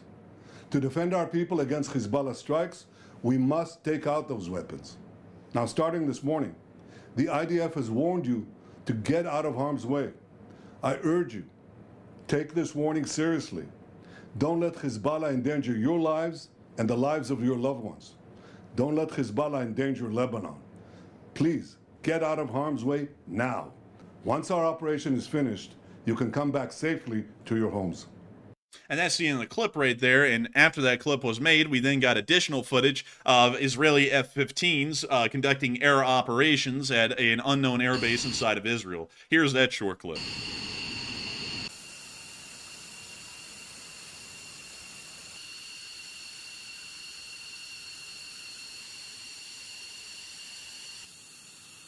These are Buzz Mejupars. These are very close equivalent to the F-15E Strike Eagle here in the United States, and made for a multi-role ability, being able to strike at air and ground targets simultaneously. But that's the end of the clip right there, but still showing us a limited picture of the Israeli air operations as they were occurring at the Israeli air bases. It does seem as though... Also, real quick, Enforcer, just a piece of news here. I'm getting preliminary reports that maybe Tel Aviv might be coming under attack as we speak right now, which would be a pretty big event. I'm trying to find information on it. It looks like it's happening so quickly right now. It just happened like 30 seconds ago. I'm only seeing some preliminary reports in the chat and also on some of the red alert apps that I have. But I'm waiting to get more confirmation on it. So the moment we find out more information, we'll try to cut the live footage of it if we have it to show you all what's happening. But it looks like a pretty big attack might be underway. And thank you very much for that update. And that also brings us on to largely a synopsis of this entire conflict as it's been happening right now. As we continue to see armed actions escalating in between both groups, we've also been able to hear a statement, which I, for some reason, did not put down on the map, but it is on our Twitter, from Hezbollah. And let me see if I can go find that really quickly, because it's a very important statement by the Hezbollah command. And so let me make sure. Here we go. So this is the statement right here in its original Arabic, and then we also have a translation along the side. This is Hezbollah largely issuing a statement declaring war against the state of Israel. And this is exactly what the text on screen that you're seeing right here says. Permission to fight is given to those who are being fought because they have been wronged, and indeed, Allah is competent to give them victory in support of the Palestinian people and in defense of Lebanon and its people. So this is largely a declaration of war by the state, by the semi-state of Hezbollah within Lebanon, as they legally, by UN resolution, pretty much have complete control of everything in Lebanon south of the Litani River. This seems to be a direct statement that Hezbollah is going to be going to war and conducting offensive actions against the state of Israel. Preemptive attacks for the most part, and we can see that some of those are being conducted by the rocket attacks on Haifa overnight. A lot of people have been talking about these actions by the state of Israel with the declaration of a special situation today, and also people have been talking about the statement by Hezbollah largely declaring war on the state of Israel as well. It seems like both sides are moving already into a war phase. We're now out of the maneuver phase, and we're actually getting on into the actual war stage of this conflict, and it seems that this may or may not be the inflection point, and that's really the question here. Is it or is it not the inflection point of this conflict? Is it going to get worse from here, or is it not going to get worse from here? And it seems like a lot of people are believing that this is pretty much the beginning of war. But Matthew, what are people thinking about this, and what are you thinking about this as well? So about 74% of the audience said, yes, it will get worse from here now that Israel has declared a week-long state of emergency, and also Hezbollah has effectively declared war on Israel. It will get worse, according to 74%. And about 11% or so said maybe, but only time's going to tell on this one. And only 7% said this is simply extreme posturing and not an inflection point. And I would say that between the two things here, the state of emergency, which is a very big deal, and also Hezbollah coming out and literally, we're declaring war, things are going to get worse from here. I'm not sure exactly what the capabilities are of Hezbollah to really harm Israel. They do have a lot of rockets, we do know that, but the extent of what they have to a precise measure is not exactly known. So in my opinion, how severe this could get depends on who else jumps in. So if Iran decides to jump in themselves or other proxies such as Hamas, that could make things get a lot more serious really quickly for Israel. And I would say the likelihood of that happening is probably about 50-50 right now. So that's what I'm waiting on to see. Who else is jumping into this? And that will tell us how big this attack is going to be. But it looks like Hezbollah and Israel are about to go to war. So Enforcer, what say you? I would say it's probably going to get pretty serious, and it may actually be the beginning of war. This has been a historical trend where an escalation like this usually goes over the tipping point and begins an actual conflict in between Hezbollah and Israel. This has happened multiple times through really just the past few decades alone, and we probably will see that the Israelis begin to invade Lebanon and create a significant buffer zone within the southern area of the country. That most likely will be the case, at least at the moment, but we'll have to wait and see because there could be external pressures that once again delay this action and lead it to happen even later on in the year, maybe even towards December or November, or maybe even in the early part of next year. But it does seem as though the region is on the very breaking point of war, and that war may actually happen in between Israel and Lebanon here very soon. But with that, we're going to be moving on out of the Middle East in this quick recap that we have. Also, real quick, Enforcer, we have a piece of breaking news here. I got confirmation on it finally. There are sirens going off specifically in Tel Aviv right now. Apparently, it's a pretty large attack happening right there in Tel Aviv, and I do have confirmation of that. And I was trying to see here if I have any other information. It looks like there's also an attack happening in the city of Netanya in Israel as well. So it looks like a pretty sizable attack, this time targeting pretty populated population centers inside of Israel, and that is confirmed at the moment. Interesting. I thank you very much for sharing that, because as we're starting to hear now, it appears that the very core of Israel, which is the Tel Aviv metropolitan area, and Netanya, just a little bit north of that, are currently having air raid sirens going off, showing that those towns, well, those cities actually, are currently under attack by Hezbollah forces, most likely by the rocket forces. This is a pretty big development. The reason why I call this the core of Israel is because the large majority of Israel's population actually lives within the Tel Aviv metropolitan area. Most of the country is actually largely uninhabited, except for the northern area around Nazareth and Haifa, and also the coastline from Haifa down to Tel Aviv. Everything south of that, there's largely not a lot of people living there, and that's really because that's the desert. But beyond that, it's very interesting to hear that the core of Israel is currently under attack at the moment, and it's most likely showing that rocket attacks have massively heightened over just the past few minutes, and we're probably going to be seeing heavy interceptor action over the main city of Tel Aviv, and also over Netanya as well. But thank you for sharing that. And moving on from that and on into the rest of our news, which we actually have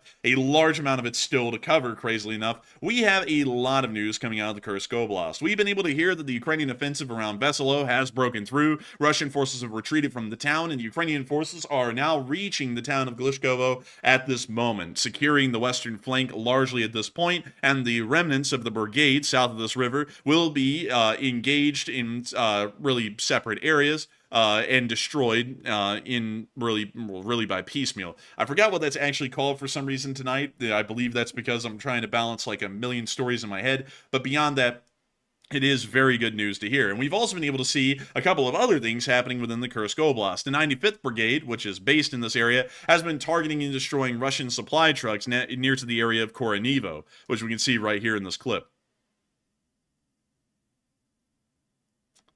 And oh, right through the windshield, and both of them are now on fire, as you can see in the clip.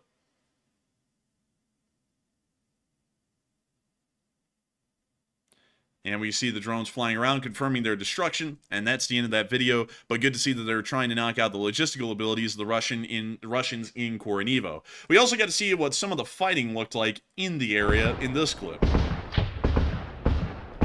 Also, thank you for that, Haviland Tuft. It is destroyed in detail, meaning that they're isolated into different pockets and then destroyed one by one.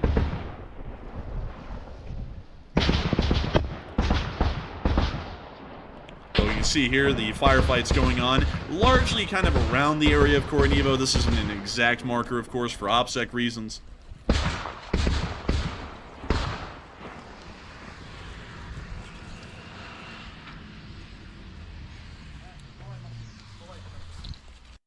And that's the end of that clip, but still giving us a little bit of the sounds and sights of the active fighting in that area. We also got to see some more Russian POWs being taken. What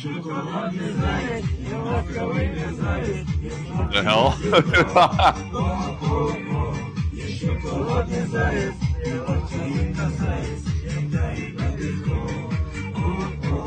Oh no, this is a war crime having them sing the song. This is atrocious. You know someone's about to say that too, don't you? Like, you know someone's about to say it. Oh, this is a war crime. They can't be compelled to do anything against their will. Or something like that. It's going to be something silly. But anyways, moving on from that, we also get to see a little bit of sniping in the Kursk region. We're going to be muting this, but there's our Russian. Bing and boom, and they're down right in the knees. Why did he turn blue? He must have got cold. I'm blue. If I was green, I would die. If I was green, I would die. But we can see, oh, that sniper is effective right there. Impressive work by the sniper. And great to see that they're doing quite well with the snipers really across the board these days. But moving on from that and down into our location unknowns, we also get to see a brand new Ukrainian camouflage sported on their Su-27s. And I'm not going to lie, Matthew, this is pretty banger. I like it. It's pretty nice. I'll be honest with you, though. I really like that blue and yellow scheme they've got going, but this is a nice camo. I like this. You know where it comes from, Matthew. I'm going to blow you away. Where's it come from? It's a mimic of the U.S. Air Force camouflage that's put on F-15s. Oh, okay, yeah, I see it now. They just added a little Ukraine flair to it, but yeah, it's pretty close. Yeah, it's pretty close. It's pretty cool looking, actually. I didn't think this will look good on an SU-27, but it actually looks pretty impressive. I'm not going to lie. I really like it. And we can see it, of course, conducting some maneuvers. Just a really, like, I gotta say this, like, generally I hate most Soviet stuff. SU-27 was not a bad design. I mean, like, visually it's quite stunning. It's a really, really good looking aircraft. And also this camo on it makes it look even better. I've just gotta say, really good all around in my opinion. But moving on from that and into our next bit, we also got to see a Humvee, a Ukrainian Humvee, with a huge cope cage on this thing. I mean, like, look at this. Jeez, that's a quality looking cope cage, actually, though. Yeah, I mean, it's like it's all painted and everything. It's really nice. But it's huge. I mean, this is almost like Russian in size. This looks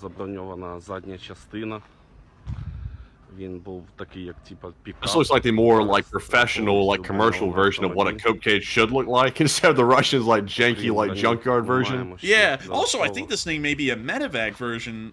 And I don't think it is. I think it's just a like a soft-topped Humvee or something like that. I can't really tell, actually. Та прочі дрібні уражуючі елементи. Ну і саме таке цікаве, це була сітка проти FPV-дронів. Kaplan said, that cage is so big you could rent it as an Airbnb. Yeah, like it's huge. That thing isn't measured in like cubic inches, it's measured in square feet. They can use it to keep the pterodactyls in on the weekend. Dude, this is what the tornado chasers use down in Oklahoma. Oh yeah. Боєприпасів на FPV-дронах. Це було достатньо важкий та цікавий проєкт. Але я думаю, що це буде не останній. Дай Боже, щоб в цих машинах військові були живі та здорові. Все буде добре, працюємо далі. На все добре. But that's the end of that clip. Really interesting to see it in all its glory. We also got to see that a Russian commander had a car run over. Now, some people will wonder why. Why would they do this, a destruction of such valuable equipment? Well, some Russians in the unit, as the story goes, it's a classic story actually, they're alcoholics, and so they would steal the car from the entire unit and they would use it to go make runs to the liquor store. And I actually heard from an interview from one of those Russian soldiers that they said, something's wrong with my legs. When I do this and I do that, I end up at the liquor store. And so the commander actually had the car run over, so that way they couldn't use it any longer. So here's a clip of that. Legs thing. Yeah, we heard all that part, but once you started the video, it went sort of wonky. Oh my lord, that's terrible. I'll restart it for everyone. Sorry about that. So here we go again.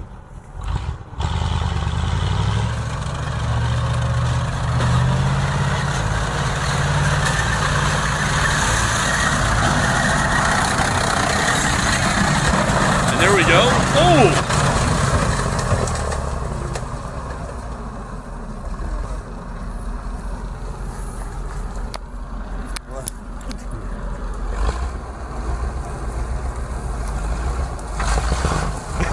Big fish out of water. I had to pause the video to go to the liquor store.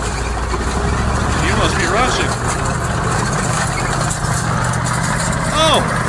And it's done for Lada no more. But moving on from that and into our next clip, we also get to see another T-64BV in training. We've seen this a lot, so we're kind of going to move past that one a little bit. And we also get to see that apparently the Russians are starting to use Chinese armored cars. And I heard that they said, what's it, wa? Songhua? I don't know how to say car. I don't know how to say car in Chinese. I actually said I like Chinese, and then I was like, what in the world? How in the world do I say armored car? Let me go pull that up, actually. Let's see. Google Translate. Let's see here. Some of y'all are like, wait a minute. Like, it's no joke. He can actually speak Chinese. Yeah, I actually can a little bit. Not a lot, but, so let's see. English to Chinese. And we want to be simplified because no one does traditional. So... armored car. Okay. I think that's how it's pronounced. So hopefully that's right. But there they are. Those are the Chinese armored cars right there. Right there. That's it. I'm not gonna lie, they look like copies of multiple different pieces of equipment from the West, and they just sort of like took bits and pieces off of them, and they like made this abomination right here. It's kind of a little wonky. Yeah, I mean that's it's not good looking, man. It actually looks a bit like a downgrade, honestly, from like a Typhoon or a Tiger. Like this thing's actually rougher looking, which I kind of find shocking. So if I was Chinese, I would say "Wa Buchihuan," which means I do not like. So with that, we are now going to be moving on. Wow, but something like that. But anyways, moving on from that and on into our next clip, we also get to see the Russian casualty report today, and oh, is it good? Oh Dang! my God, man, this is a juicy report. 10 Bobcats in one day, 1,400 troops gone in one day. That's crazy. That's getting up toward getting near 2,000 almost. It's getting wild, man. The losses are wild. Also, let's see here. And I don't really see much propaganda, but I see a report from Ms. Disa, but Enforcer, tell us more. And I gotta say that it is an incredible day. I also want to give the recap. Big shout out to Miss Disa, a old Garden Channel legend, for putting in some of the stats from today. Really, Miss Disa is the stats compiler for the casualties. But Miss Disa has declared that today is the 8th largest day of loss for the infantry, and now 60 consecutive days there has not been less than 1,000 troops lost, and the average is 1,200 Russians wounded and killed a day. Absolutely insane numbers. In the past 4 to 5 days, in many categories, the numbers are trending upwards. So right now, if you are looking to invest, it's a bad time to invest. Wait for the drop when it goes back lower and then invest then, please. But moving on from that, the losses were good. 1,400 Russian soldiers wounded and killed in the past 24 hours, along with 40 APCs, 73 supply trucks, 16 main battle tanks, bringing that number up to a smooth 880. Well, 8,800. I mispronounced that. 18,475 artillery pieces, brought up another 61 over the past 24 hours. 65 drones, 1 MLRS, 3 anti-aircraft warfare systems, and of course a nice, smooth, and incredible 10 Bobcat skid steers. It's really a good day in Ukraine, and hopefully it keeps up like this for even many more days, maybe even months. But moving on from that, moving on into the area of Volchansk, we also got to see a little raid on Russian positions conducted by the 3rd. We're going to have to be muting the Battlefield 4 music here, and we're going to be seeing them getting ready for this little raid. Unclipping the good uns. And boy, are they good. Ah, yes, the 3rd always brings gifts. Never arrives in the Russians' positions without good gifts. They always bring presents. Presents that the Russians may not want, but they get nonetheless. It's kind of like when that family member brings in, like, the socks. You know, honestly, though, I kill for a good pair of socks at this point, but, you know, some people may not like socks, which is fine. You can live with your smelly feet. But or kind of like when Diddy brings in the lotion. Oh, God. That's baby oil. It's just... Oh, that's right. Yeah, the baby oil, not the lotion. Come here, man. It's a Diddy party. No, please. But man, is the 3rd running a raid here. Look at this.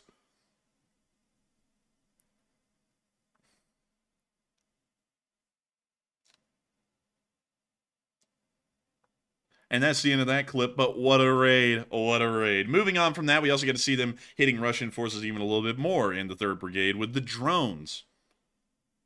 We're going to be muting the music there.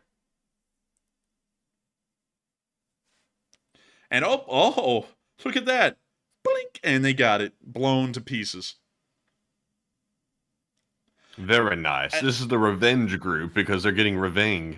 Revang. Also, I see some people saying this. I got to add in my 2 bits on this. A lot of people are talking about all the folks that are coming out and talking about they knew Diddy was like this. Like, a lot of actors are saying that, like Denzel Washington and others. And a lot of people are like, why didn't they say anything up until now? I'll tell you all why. It's because of fans. Like, no joke. Like, people will refuse to believe bad things about people they like. So you're kind of, like, forced to not say anything about them. That's kind of how it works here in the YouTube world. Like, when I say, you know, some people are assholes in the YouTuber section, then someone wants to come out and go, no one's an asshole, and how dare they say something like that? And then people gang up on us because I'm saying something that I know behind the scenes is 100% true. And then later on, one of these people will end up getting arrested for some kind of a crime. And everyone who was a fan of theirs, and everyone around the internet will be going, oh my god, how could this be? Why in the world did everyone know about this and say nothing? That's because if anyone came out and said something,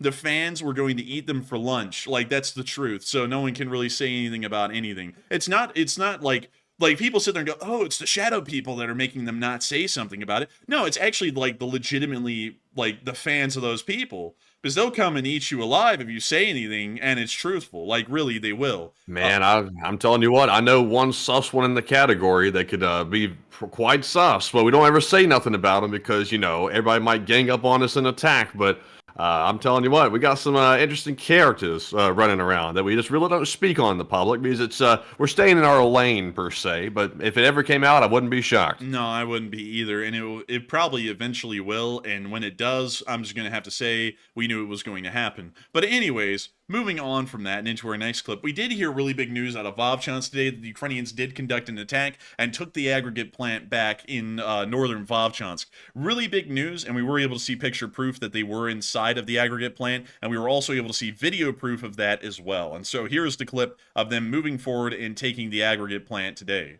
And we're going to be muting that.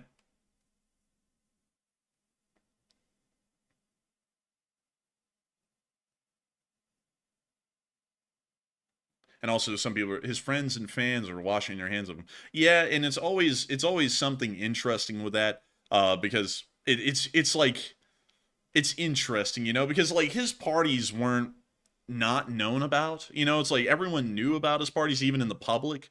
They just didn't know what happened in the parties. And generally my thing is if anyone's doing stuff like that or anyone's trying to get cliquey with other people, there's a pretty decent chance there's some very questionable things going on that you don't see in front of the cameras, that if you knew about it, you wouldn't like it. Like, I will promise you all that. That's why I'm not really a big fan. Like, I'm not, like, here just, like, dying to not do my job and just gather around other people, like, that are outside of Matthew and me. Because stuff like that, there's a chance it's probably happening out there, and I don't really want to be involved with that, to be entirely honest. Because when the roof comes down on that stuff, even if you weren't involved in it, you end up getting your reputation stained just because you were kind of in their proximity. You know, there's that one guy that was around Diddy. I won't say his name because I don't know much about the guy, but he actually came out and like defended him. He said, Diddy's not in the wrong. He's just a little freakier than the rest. It's like, what the hell? It's like, what are you, crazy? It's like, what, does he have like a tape on you or something like that? Is the reason why you're like defending him? Is that dude clearly did some real shady stuff at the minimum? Yeah, I mean, it's like, dang, man, you can't defend these people. And speaking of which, the Russians didn't get to defend the aggregate plant because the Ukrainians are waving the flag from the thing.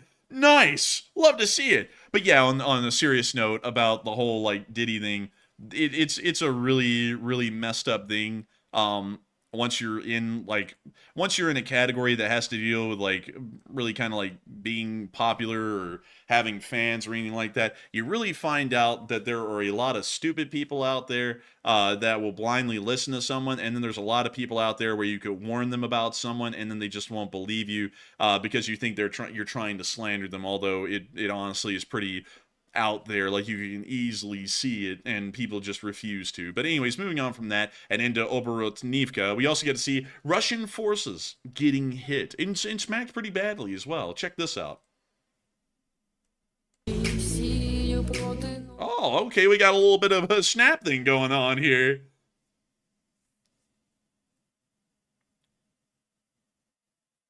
And we can see the drone landing on the street. There it is down there, just chilling. It's waiting for its moment. And here comes the next drone. They like to sit on the streets. These drones like to party, and you gotta tell them yes.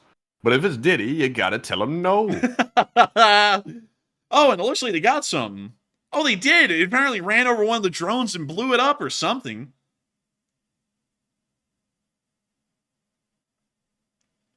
Man, you know, that's something true right there. Someone said Diddy might enjoy the showers in prison. You really got to watch out for that because he's not the kind of guy to, like, shy away from that stuff. He might actually, like, enjoy every bit of it, you know? Like, I'd be scared of him. Like, if I saw him in the shower, and even if I had an entire gang with me, I'd be running from the guy, you know? he might be sitting there, ain't nothing like a duty party. Like, it's like, oh, get away from me, man. But I think he might have a rough time in there, actually. Like, I saw he was sharing a cell with Sam Bankman-Fried, the FTX guy. He's sharing a cell with him for some reason. I don't know why. But, yeah, I don't know how that worked out. But they're in a very rough place. Like, I think it's the same place that, Epstein went. I guess, Matthew, the reason why they put him in there with Sam Bankman-Fried is because they both have something in common: screwing people. Oh! Oh, man. Oh, dang. The other guy's like, I can show you how to, like, steal from the wallet. He's like, really? He's like, I can show you some other stuff that might be a little bit bad. Yeah. Jeez. Man, what a cellmate right there, man. Oh, and look. Oh, dude, these things are wildly effective on the street. Jeez. But anyways, with that, that's the end of that clip. And we're now going to be moving on into the Severonsky Forest, where we also get to see a little bit of fighting in the woods.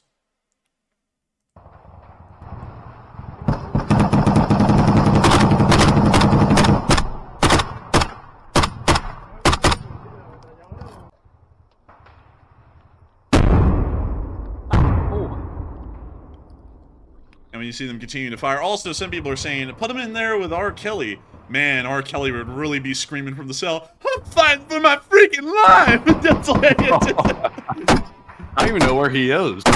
Yeah, he kind of just disappeared. Dude, and if you put him in there with Bill Cosby, he's now out, by the way, but if he was still in there and you put him in there with Bill Cosby would be going, I know a way to stop this right now. Zip, zop, zoopity bop, bloop. And you hear like a Bill dropping a drink. Hey. Oh man, Bill Cosby would be dealing with none of it. Like, he didn't be sleeping like an angel. I'll tell you that. Around Diddy, he said, hey, get your hands off me. Man, get your hands off my weenus. This is the bloke who touched me on the weenus, people. Oh! Oh my god. Oh man, and we're just watching these Ukrainian volunteers, actually from Brazil, just laying down some heat in the Severonsky Forest in the meantime.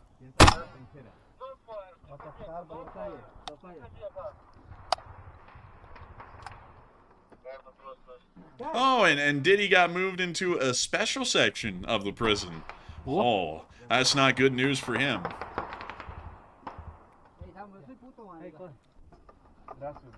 We see our Brazilian volunteers here valiantly holding their position with an MG3 on the floor, actually. You can see it right there. Eating some hot food. Hot food's very important, always, especially for morale and keeping spirits high. But that's the end of the clip, and showing a little bit of their firefights inside the forest. We also get to see a little bit more of them firing an RPG.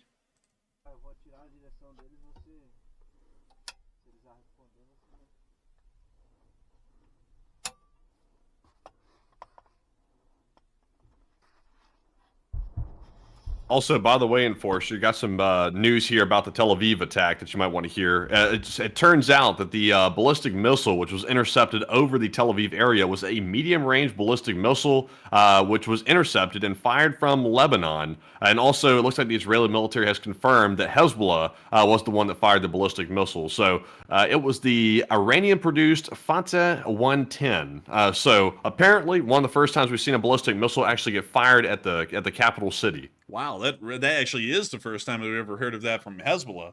But that's actually wild. That shows that they actually have some pretty decent missile abilities that they're starting to whip out. That's really showing that they are actually going to war, because they wouldn't be expending such valuable equipment and weaponry like that unless if they were planning to go all in. So this sounds like Hezbollah is actually trying to go all in against the Israelis at this point.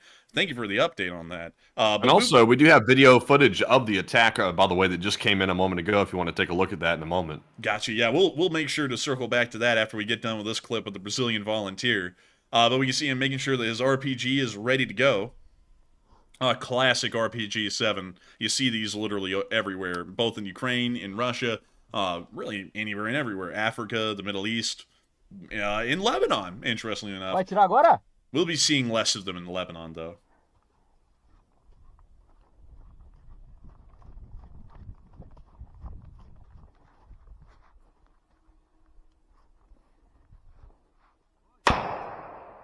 Oh, a little shot over the head there, and he's climbing on up to get his nice line of sight through the woods, largely more so a forest at this point. He fires, he hits, and he gets on back down. Moving on out of that area of the trench, and the clip ends. But moving on from that, and really quickly, we're crazily enough, Matthew, I didn't even know this. I was trying to keep a track of this earlier, but we're massively overtime. But we are overtime because the news is good tonight. It's insanely good. And when I mean good, it's we have a lot of it, and it's not really a slow night. But moving on from that, we did get a video here of the incoming rocket sirens and the interceptors firing over Tel Aviv. So here we go. We'll start with this one, and then we'll move our way up to the most recent thing. So here are the interceptors in action over Tel Aviv. We can see a white puff of smoke up there showing one of the intercepts. We can also see a very faint white line. You could hardly tell it, but it's from the Iron Dome missile that intercepted in that area. We can also see up here more rocket sirens in Tel Aviv.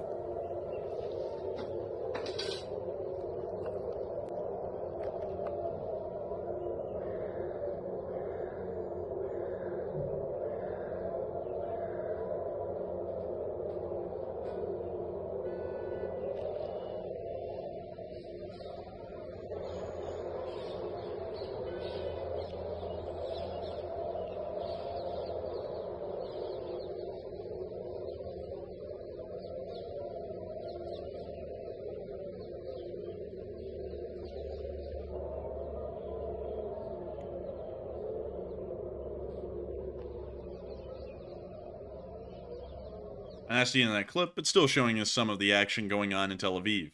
And also showing us that Hezbollah is really starting to pull out the big guns in terms of their weaponry against the Israelis. But moving on from that and on into the rest of the news that we have down in the area of Toretsk, we also get to see some of the fighting inside of this town by the Ukrainian National Police. Bad boys, what you gonna do? And this is what you're gonna do. Put in reverse, Terry! and the Russians ought to be putting in reverse because the cops ain't playing games. Oh. Oh. Like he got.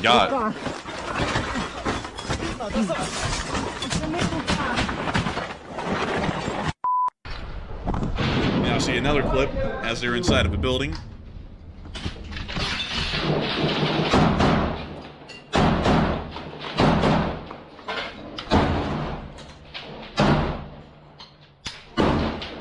Я пустий!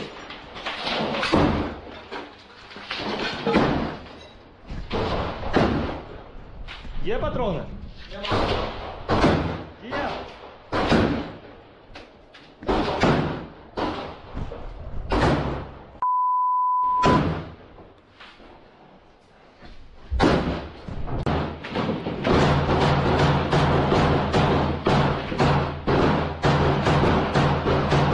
And you know, I think, Maddie, the Ukrainian police are starting to learn a line that a lot of American police know. He's got a gun! Stop resisting! Stop resisting! Yeah. Taser! Nah, man, the Ukrainians go, switching to lethal, like, immediately. It's like, there's no taser with the Ukrainian police. But also, we got to see the destruction of a Nona in the nearby area as well. By the Reggie unit.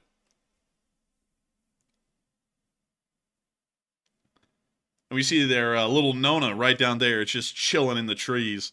It's not going to be chilling. It's going to be heating here in a second. It's kind of like it's like an air conditioner. It chills and heats depending on what you need. And it's about to start heating here in a minute. Oh, dead on hit. My goodness. And here comes another one just to finish it on off.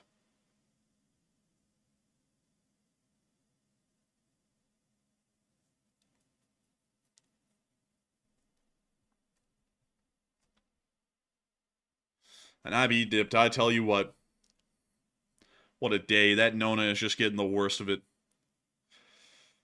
Like Diddy in the showers. I mean, this is bad. It's getting it from all sides. Oh. Like, this is terrible.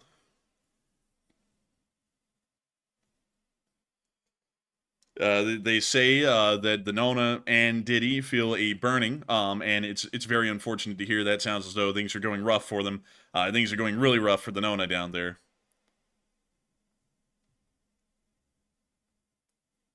And that's the end of the clip. Big shout out to Ryrog, though, doing incredible work. And moving on from that and into the Pokrovsk direction, we also got to see a little canteen in a dugout I remember that some guy in some movie, I think it was Silence of the Lambs, he said that he would like to eat someone's liver with some kidney beans in a nice canteen, and I guess this is the canteen he was talking Fava about. beans. Yeah, fava beans in a nice canteen. I'm joking, it's a canteen, but sounds similar, so that's the pun. I know someone's about to be like, it was not a canteen, or something like that. But I mean, look, it's like a whole, like, cafe down here and everything. Як ваш настрій? Добре, чудово. Це ви хто, кухар? Я кухар. Так, 120-ї бригади. Да, сам з Вінниці. Як вас звати? Валерій. Валера. А оце можна це знімати? Так. Розкажіть щось трошки про себе. And they got lights. I mean, it's a whole thing down here. Задоволений. Все, порядок тут. Відколи прийшов Володимир Миколаївич, взагалі, порядок тримають, все, всі в бригаді задоволені. Да. А ви кажете, кухар, чи ви по професії хто були? Я до армії працював в автостраді на спецтехніці. Робив дороги по всій Україні. Та ви що? Так, і так, що за мною місце зараз залишено. Все, я пішов добровольцем на фронт, почалась війна. І все, надіюсь, що перемога за нами. Повернуся додому в Вінницю і буду далі працювати на благо України, Будувати нашого народу. дороги. Так, а як же, да.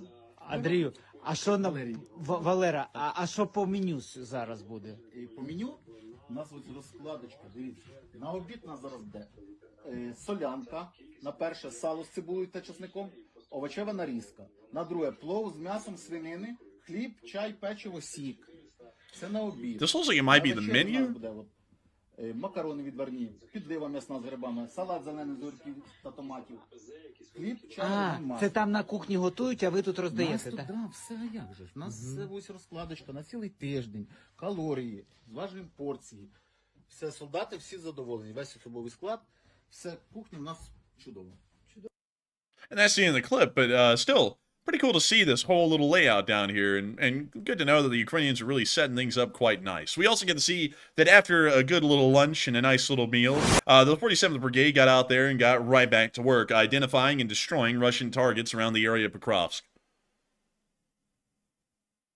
Also, Boba Vesquez says, the menu is a totally underrated film. I like the menu because the guy who's the chef, he's like totally lost it. You know what I mean? He's like, today we're going to be having bread without bread. And I'm like, I appreciate this guy. He's keeping it real.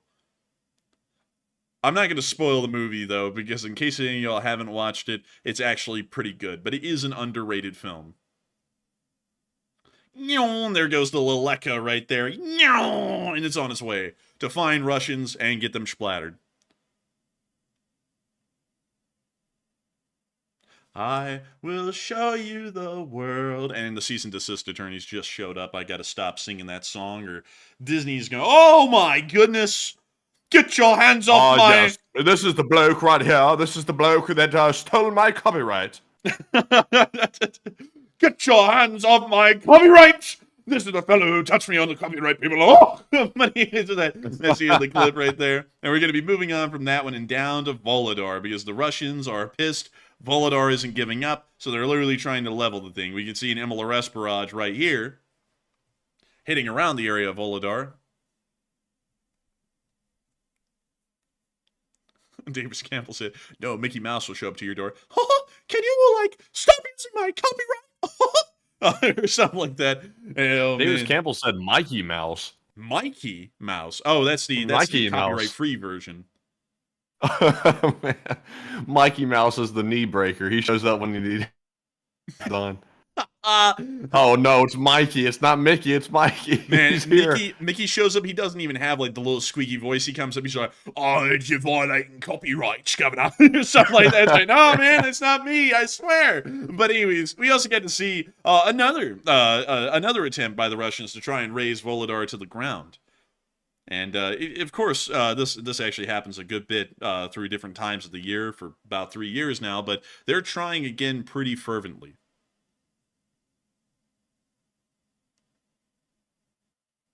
Also, Jessica Byrne said the original mouse was Mortimer. Yes, it was, but Disney's co-worker at the time, I forgot who his name was, he stole Mortimer, and then his animation studio flopped and Disney got Mortimer back, but he used Mortimer Mouse as the enemy to Mickey Mouse. Interestingly enough, a little bit of Mickey Mouse lore.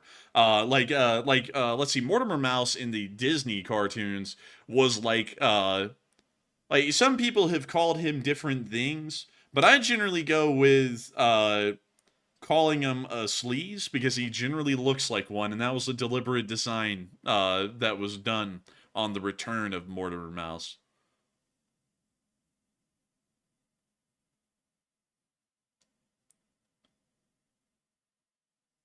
And we can see here Volodar after the strike. We can see the drone orbiting around Volodar and showing us the damage. It honestly doesn't really look that much different than when the barrage started, but it was an incredibly significant one.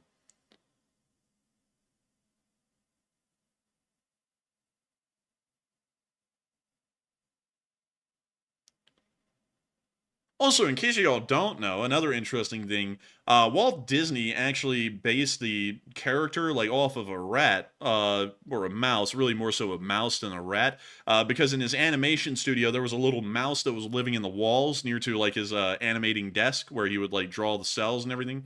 Well, not the cells, he would draw the sketches. And he actually taught the mouse to come up onto the desk, and when you would tap its nose with a pencil, it would run in a circle, and then you give it a treat. Like, just in case y'all didn't know, that's like a legit story about the kind of like the origin of the mouse as a whole. And also, he was an FBI agent, by the way. Walt Disney was. Yeah, he actually also was in World War I in the American Red Cross and went overseas to France because he was too young to join the army, so he joined the Red Cross instead. Very interesting fellow.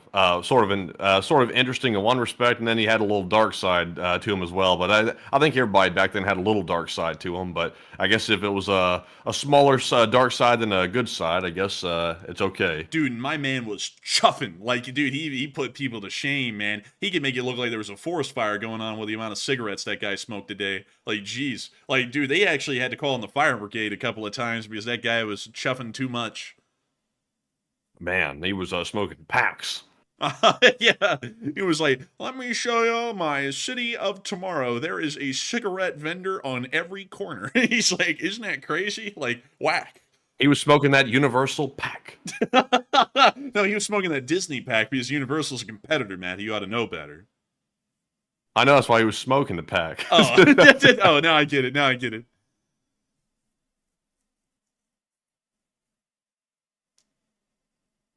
And we can see here them still showing Volodar. And Tech Wizard, that's not just a saying, that's actually true. There was a ballistic missile, an intermediate range one, that was involved in that attack just a little while ago in Israel. We were able to confirm that just a little while ago.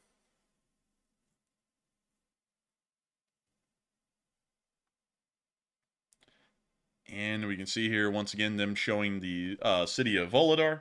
And the clip ends. But with that, that's the end of the clip right there. We're now going to be moving on out of Volodar and down towards Robotine, where we got to see that they hit a BMP-3 with a mine. Check this out. We can see the BMP-3 right there with a cope cage. We can actually see another one right over there to the right. This one is live, though. You can tell in the infrared because it's a lot brighter in color, meaning that this BMP-3 is actually running. And in a second, it's not going to be. And that second is right now. And there we go. The BMP-3 is gone. Oh!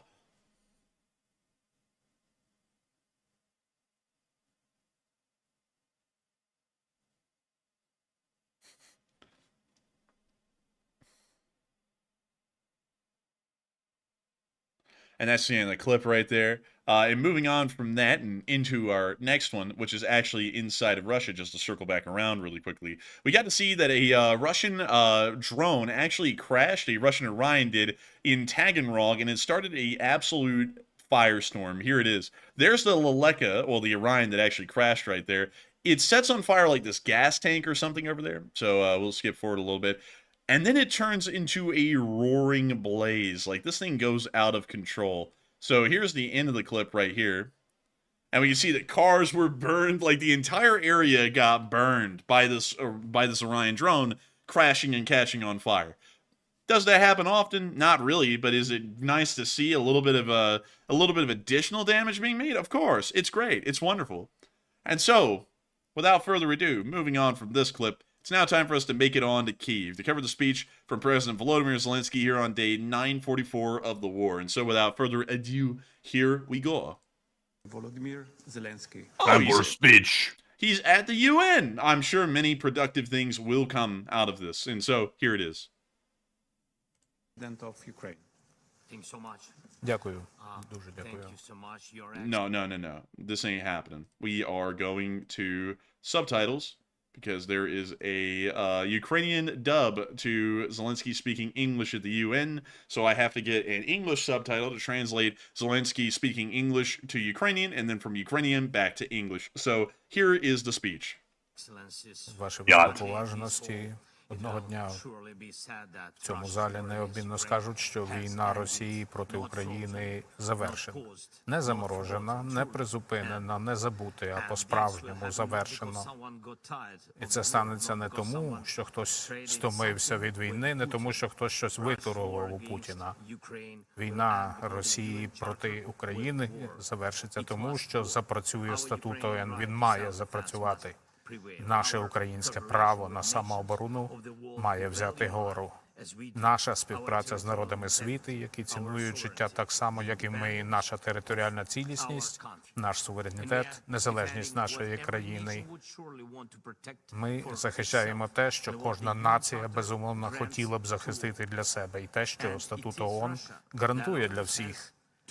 І саме Росія завжди має брехати, щоб виправдати свою війну, не ми. Росія не може посилатися на статут ООН, щоб пояснити те, що вона робить проти України, проти українського народу. Власне, у свій збочений спосіб, у своєму спотвореному світі, вона таки посилається на статут, але це просто безумство. Росія зберігала мовчанку, бо не могла пояснити, чому нещодавно російська ракета влучила в судно з зерном, що прямувало до єгипетського порту через Чорне море. Яку загрозу могло становити зерно для Росії? Росія змушена мовчати або брехати про те, чому її дрони і ракети виявляють у повітряному просторі Польщі, Молдови та Румунії. Щодня Росія вбиває дітей в Україні. Сьогодні російські бомби влучили в житлові будинки, в пекарню. Що страшного в пекарні українській? У Росії не буде правдивої відповіді на запитання, чому вона вбиває дітей в Україні, б'ючи по школах, по шпиталях. Чому вона б'ється не за справедливість, а за неструмлення сусідньої нації? Путіну нічого сказати, якщо запитати в нього, чому він намагається втягнути Білорусь у війну, чому його пропагандисти погрожують народам Кавказу чи Центральної Азії, або чому Росія інвестує найбільше не в розвиток людства, а в ненависть. В Росії немає жодної законної причини, абсолютно жодної, для того, щоб робити Іран і Північну Корею де-факто спільниками у своїй злочинній війні у Європі, коли їхня зброя вбиває українця і допомагає Путіну красти нашу землю в нашого народу. Ми знаємо, що дехто в світі хоче поговорити з Путіним, але що саме вони можуть від нього почути? Що він засмучений, бо ми реалізуємо своє право захищати наших людей, або що він хоче продовжувати війну і терор лише задля того, щоб ніхто не подумав, що він не мав рації. Це теж безумство. З першої секунди цієї війни Росія робить те, що жодним чином не можна виправдати згідно зі статутом ООН. Кожне зруйноване українське місто, кожне спалене село, а їх уже сотні, є доказом того, що Росія скоює міжнародний злочин. І саме тому ця війна не може просто вщухнути. внаслідок переговорів. Ось чому ця війна не можна заспокоїти. Необхідні дії. І я вдячний усім націям, які справді допомагають у спосіб, що рятує життя наших людей. Путін порушив так багато міжнародних норм і правил, що сам він не зупиниться. Росію можна лише примусити до миру, і саме це потрібно – примусити Росію до миру як єдиного агресора в цій війні, єдиного порушника статуту ООН. Зараз, із наближенням третьої зими цієї війни, Росія знову намагається знищити нашу енергетику, і з цієї осені вони діють ще цинічніше. Вони готуються атакувати наші атомні електростанції. 3. І ми маємо докази цього. Якщо Росія готова зайти так далеко, це означає, що нічого з того, що ми цінуємо, ви цінуєте, для Москви не має значення. Цей вид російського цинізму продовжуватиме залишатися, завдавати ударів, якщо йому дадуть хоч якесь місце в світі. Статут ООН не залишає місця для цього, і саме тому формула миру місця. У 2022 році, у розпал війни, пропонуючи формулу миру, я пропонував дотримуватися статуту ООН, зробити ефективним усе те, заради чого була створена для цього організація. Кожен пункт формули миру ґрунтується на принципах, цілях і нормах статуту. Sorry, everyone, I'm getting told there is lag at the moment, so we're going to be waiting for that to pass. Also be rewinding it by a couple of seconds to make sure everyone can catch up on it. Matthew, can you hear me? Yes. Okay, good. We will continue. Lag seems to be over. У 2022 році, у розпал війни, пропонуючи формулу миру, я пропонував дотримуватися статуту ООН, зробити ефективним усе те, заради чого була створена для цього організація. Кожен пункт формули миру ґрунтується на принципах, цілях і нормах статуту ООН, на правах, які він гарантує країнам, і на резолюціях Генеральної асамблеї, які вже підтримані більшістю держав. І не існує різних версій статуту ООН для різних частин світу. Немає у нас регіональних квазістатутів, немає окремого статуту ООН для БРІКС чи для Великої Сімки, немає окремого російсько-іранського статуту ООН або окремого китайсько-бразильського статуту ООН. Є лише один єдиний статут ООН, який об'єднує всіх, має об'єднувати всіх. Шлях до справедливого миру – це чіткі кроки, які всі однаково розуміють. І це відображено у формулі миру. Це виконання статуту ООН. І ми всі знаємо, що треба зробити, якщо ми чесно оцінюємо ситуацію та справді прагнемо зупинити війну Росії. А найголовніше – діяти разом, у єдності, без створення нових і непотрібних поділів світу на блоки чи регіональні групи. Єдність завжди працює на користь миру. Нам потрібно підготувати другий саміт миру, щоб покласти край війні. Я запрошую всіх вас, усі принципові нації, приєднатися до нас у цьому процесі. Усіх, хто справді поважає статут ООН. Я запрошую Китай, я запрошую Бразилію, я вже запросив Індію. Ми працюємо з країнами Африки, з усією Латинською Америкою, Близьким Сходом, Центральною Азією, Європою, Тихоокеанським регіоном, Північною Америкою.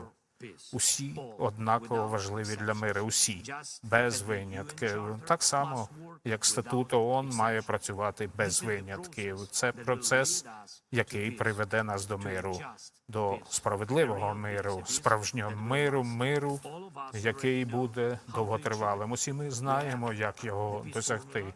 У нас є формула миру, у нас є статут ООН, і у нас є всі сили, необхідні для втілення цього в життя. Потрібна лише рішучість. Дякую вам. Слава Україні. And Heroam Slava. And Heroam Slava. And that Slava Ukraini man at the end, he said, Slavo Ukrainian. Like, dude, you don't have to be scared of saying that, man, like the translator. But with that, that is the end of the speech from President Volodymyr Zelensky here on day 944 of the news of the war in Ukraine. And that is going to be moving us on into our second segment, where we get to talk to each and every single one of y'all. And boy, what a segment it will be. And what one hell of a news stream this has been as well. Just in case if anyone's wondering, the news is over. The stream will keep going for a while, and we will be answering questions from all of y'all. But do not be expecting a lot of news to be coming out in this segment. We may have some breaking news updates on what's going on in Israel at the moment. It does sound as though they are under a heavy barrage by Hezbollah forces using intermediate range ballistic missiles for the first time, but don't expect us to be covering that entirely during this segment at all. We'll mostly be answering questions. But I still have to thank everyone who's been here so far tonight for watching. It has been one hell of a night. So far tonight, there was 14.7 thousand people here at this stream's peak, and 114,000 people have watched this stream at this very point, and a lot more will be watching it later. I've got to thank you all so much once again for choosing this channel to be pretty much your primary source of news. There are a lot of channels out there who cover all kinds of news, and a lot of news like this, and nevertheless, y'all choose to be here on this channel listening to the news at this exact same spot at this exact same time every single night. I can't thank y'all enough again for giving us the honor and the opportunity to do such a thing, because I would never have believed 3 years ago when we started this channel that we would see average viewership over 10,000 live viewers almost every stream. That's something that is actually crazy to think about. Like, you know, we really don't put a lot of scale on that in the middle of a show. Like, I'll belt out these numbers just to make sure y'all all know I see that y'all are here, and to thank y'all for being here. But when we really think about that, that's a huge number. We had so many people here at the peak of the stream. We are overflowing the largest auditorium in the entire United States, just in this one stream. And in the overall viewership, we could fill up a football stadium, and even then some. We would have people overflowing once again out of a football stadium and just into the pavements outside of the football stadium. That's absolutely crazy to me, and I got to thank y'all all once again for having been here so far, and make sure to stick around because we've got all kinds of interesting stuff to talk about here in a second. But Matthew, what do we got? Take it away. All right, so jumping into our final question segment of the night. We do have some polls to get to and also some super chats and some live chat questions as well. So real quick, to jump into our last poll of the night, it says U.S. officials have begun preparing for a mass casualty event. And does this relate to Russia's nuclear threat? So about 39% said yes, it's most likely related to it, while 28% said, nah, it's probably general World War III preparation, and 17% said no, it's probably totally unrelated to it. And just for some context here, excuse me, there is currently a bill in the U.S. legislature that basically prepares for a mass casualty event where that way members of the government could quickly form lines of succession to be able to change power in a national crisis. It's quite a serious sounding bill. And me personally, I would think it probably does relate to Russia's nuclear threats. Russia's been making those threats quite frequently, and it sounds like they're getting even more and more serious as time goes by. Even though some people say, oh, there's nothing to them, the U.S. government has to prepare for every possible contingency, and I think this is probably what this is. So I'm with the 39%, but Enforcer, what say you? I would generally have to say, I don't really think it's related to much of anything. Usually this does come around quite often. Actually, it's really been coming around since the 50s that we vote on bills like this to make sure that some form of continuation exists and also updated wherever necessary if there's a bureaucratic change. So I would say this is more so just more so of a housekeeping thing, a very morbid housekeeping thing at that, but really kind of like a housekeeping thing, just making sure that there's a continuity of government for the large part, which we've largely ensured since the 50s. And so I think this is just kind of revising what we've been keeping up since then. And it has changed a lot. I have to put that out there. Like, we've changed this endless amounts of times through the 60s, the 70s, the 80s, and then through the 90s there wasn't really that many changes because the Soviet Union had collapsed and we weren't really that concerned about it. But after 9/11 there were several more changes to this kind of a thing, and now it seems as though they're going through another one. So I would say it's probably not anything too severe, but there may be a little bit of the nuke threat playing into it and trying to figure out how to once again factor in a nuclear threat into this continuity of government. And so with that, I hope that does address that fairly well, at least in my opinion. because I wouldn't put too much stock into it. Just kind of sounds like normal bureaucratic, more so structuring of a sort, although it's very morbid. But with that, we are on to the next one. All right, so with that, we're fresh out of polls at this point. So we're now moving on to our Super Chat segment, the last one of the night. And our first Super Chat is going to go to AJ, who's a longtime channel legend, by the way. And he throws in a $150 donation, the largest Super Chat of the night. And huge shout out to AJ for helping to keep the lights on and also helping to keep the stream running. And he said, checking in and lending support for having a spine. He said, LSA, please contact your representatives and also the White House. And I thank you for the massive support, AJ, and thank you so much for supporting the channel, because I strongly support having a spine. It's something that some people just don't have. They never have had it. There's been people throughout all the history who've never had a spine, and I'm largely one to not be for that. And everyone loves to talk about it, especially the people who will not stand up for anything. They always love to put people down who will try and stand up for something and go, do you want to die for it? Will you go to the front lines? It's like, yeah, and you'll be there too. It's like, I hate to tell you that, but just because you're a coward doesn't mean you're exempt from defending the nation or defending our interests. It's like, that's what you have to do. And that's something that I don't think a lot of people get. The only reason people have anything to live for is because people are willing to die for it.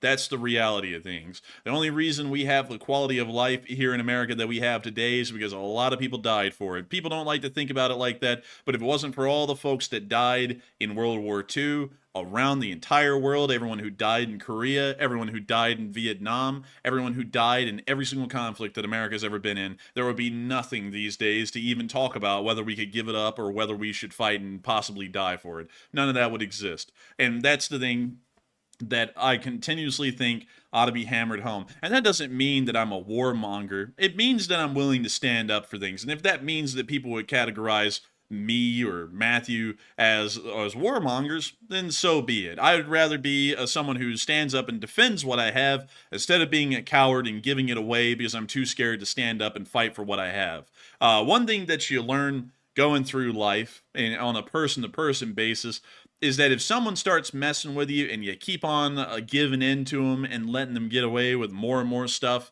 they're just going to keep coming back and asking for more until you have nothing left. If you keep on letting the same person break into your home and rob you every day, you're eventually going to have nothing left to be robbed of. And it would have been better for you to have sat there and stood your ground and maybe beat the hell out of this guy that keeps robbing you instead of letting him come in and rob you until you don't even have socks or a shirt to wear and you're butt naked sitting in a house with absolutely nothing in it. That's what I'm for. And if it wasn't for people in this country that had enough of a spine to say that I have enough to live for, that I'd be willing to die for it, this country wouldn't exist and we wouldn't have a sphere of influence to even talk about these days. That's the thing that people don't get. And you know, if you want to give it up, all for you, all wonderful for you, but that's my stuff you're giving up, and I'm not giving it up. And so with that, I hope that does address that fairly well, and I thank you so much once again for support, AJ, and helping this channel to keep on running, because you help us to be able to keep a statement or kind of like a stance like this going. There's not a lot of people out there who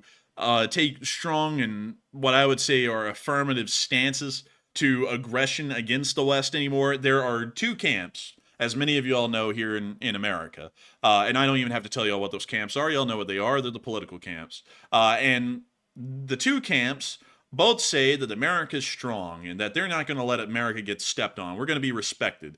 And every single action they take is coming from a position of disrespecting cowardice in the face of adversary forces. I think it's the craziest thing that people have been fooled nowadays into believing that actions of appeasement or backing off of something is always the right answer. We must do it. That's the strong thing to do. Otherwise, we're being assholes by standing up for what we want and what we have, because someone might come around the corner and actually fight us for it. And I'll tell you this, we're not trying to get anything from anyone right now, especially with what we're talking about with what happened in Norway. We're not trying to get Russian waters as NATO waters. We're not trying to conquer the Kola Peninsula. We're not trying to do anything aggressive here. All we're doing is standing up for what we already had.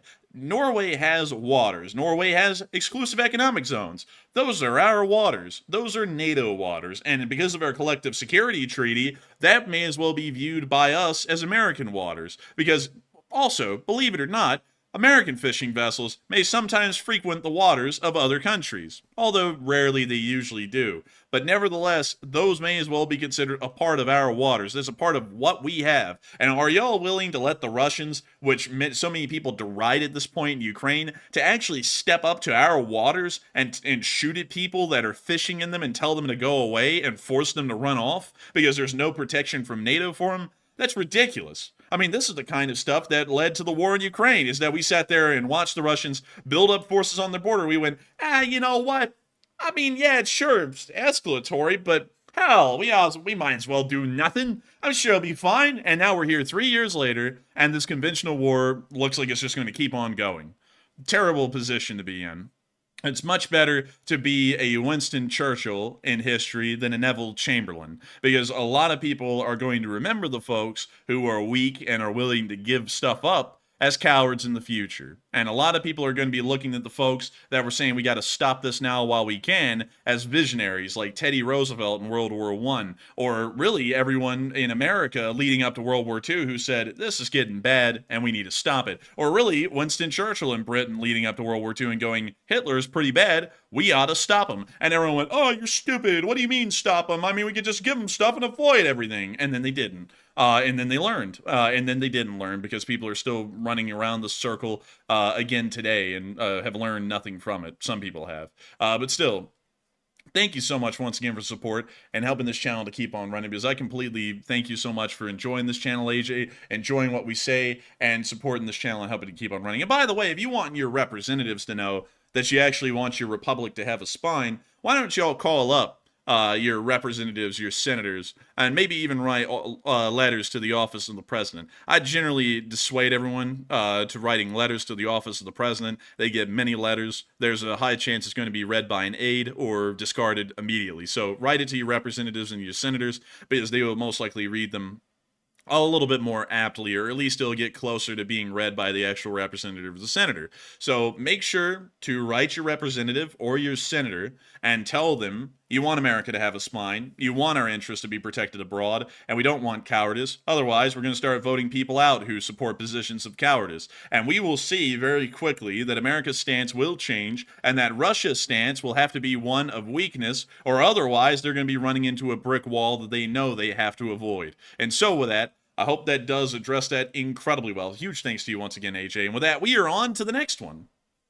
All right, and up next, we have a $50 super chat from Fachada, who's been really supporting the channel a ton recently, and huge shout out to Fachada for that $50 support once again. And also, while we're at it, huge shout out to Professor Snibs for putting in a 20 as well. And neither Fachada nor Professor Snibs left a comment, but thank you very much to the both of you for helping to keep the channel running, because it's you, the viewers, like we say, like PBS, that helps keep us running. We appreciate it. And Enforcer, what say you? I got to give a huge shout out to Fachada and Professor Snibs for y'all's support. Fachada, you have been here for quite a while recently and supporting this channel massively. And I got to thank you so much for support like yours, because once again, like we say every night, if it wasn't for viewers like y'all, we wouldn't be able to make this channel possible. We don't ask for anything from viewers. We don't run ads. We don't run sponsors. We don't ask for a single second of y'all's time watching a sponsorship or an ad. And we certainly don't ask for y'all's support directly. We would never do that, because y'all should be able to sit back and watch the news. But one thing I do want folks to know is the names of the folks who do support this channel and go out of their way to do something that they don't have to do. If it wasn't for these folks, like Fachada and Professor Snibs and AJ and everyone else that we've called out tonight, Gunfox61 and DL Hemingway included, and Mr. Shroom Kid, we wouldn't be able to keep this channel running. These people are the names that are responsible for this night's show and the shows of many more nights. They're the ones who help us to be able to keep all of the gears running behind the scenes on this channel, for us to be able to keep the lights on here, for us to be able to live our lives and do this as an actual full-time job. These are the names of these few people, the few people that make everything possible for so many here on this channel. I believe tonight we've only had about 30, actually we've had about 40 super chats. Those 40 people out of the 117,000 who have been here tonight are the names of the people who have made this possible for everyone. They didn't have to, but they stepped up and did something that we don't ask of anyone, and for that, we thank them massively. I hope every single one of y'all thanks them massively, because these are the folks that are responsible for tonight's show and every single night's show that has ever run in the history of this channel. A huge thanks to y'all, once again, Fachada and Professor Snibs, because if it wasn't for both of y'all, we wouldn't be able to keep this channel running, and none of this would have been possible. And so with that, long live the Lee Spring Army. Thank you so much once again, and we are on to the next one. All right, so moving on to our next super chat, we have another one from Gunfox61, the second support of the night. And thank you very much, Gunfox, for that second support. He said 9-24, 1875, Billy the Kid is arrested for the first time after stealing a basket of laundry. 1846, a planet Neptune is discovered. And 1948, Honda Motor Companies Incorporated. And 1806, Lewis and Clark returned to St. Louis. Hey, and thank you so much for support, Gunfox61. And also, that's interesting, to think about it. Billy the Kid was arrested for stealing a laundry basket. I think they put him in jail or something like that. Well, I don't think they put him in jail. I think it was too young for that. But the first time they put him in jail, he literally just climbed out and ran away, literally on night one or something like that. It was crazy. But still, beyond that, pretty interesting little thing that happened today. And also, the planet Neptune being discovered. That's interesting to know that Neptune was discovered, before, well, actually, after Uranus, because actually Uranus is further away than Neptune. After Uranus? Yeah, funnily enough, it was actually discovered after Uranus, but that's really just because of Chris's mom. But nevertheless, I had to set it up for that. But still, pretty cool to know that, because it's interesting for a lot of people to know this.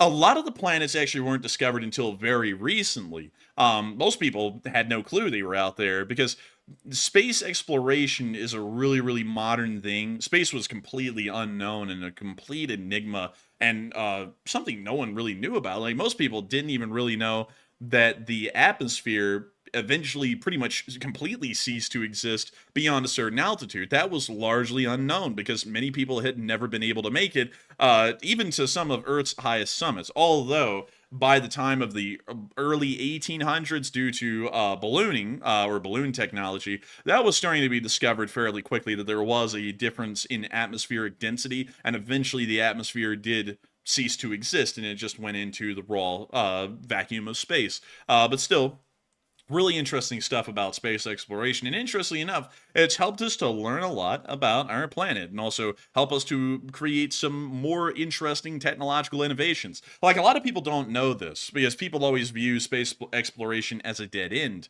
But did you all know that radioactivity is actually beneficial to agriculture? That's actually something that a lot of people don't know. And a lot of the genomes of the crops that we consume here in the United States and around the world these days were actually irradiated back in the 50s with a little bit of radiation in the genomes of these seeds, which actually destroyed some impurities within the genomes and made a lot of these species a lot more hardy and also a lot more fruitful per harvest acre. And that's what's led to the United States being able to ensure that there is nothing short to a food shortage here in the United States, and a lot of countries around the world ended up benefiting from that as well. And a lot of space exploration right now, for example in the ISS, there's an entire capsule in the ISS dedicated to such a thing, and trying to figure out if there's some way to further modify seed genomes to be able to create even hardier, more resilient, more durable, and not only that, more fruitful crops to be able to grow here on the planet, to be able to, of course, support a larger population. It's an incredibly interesting kind of a science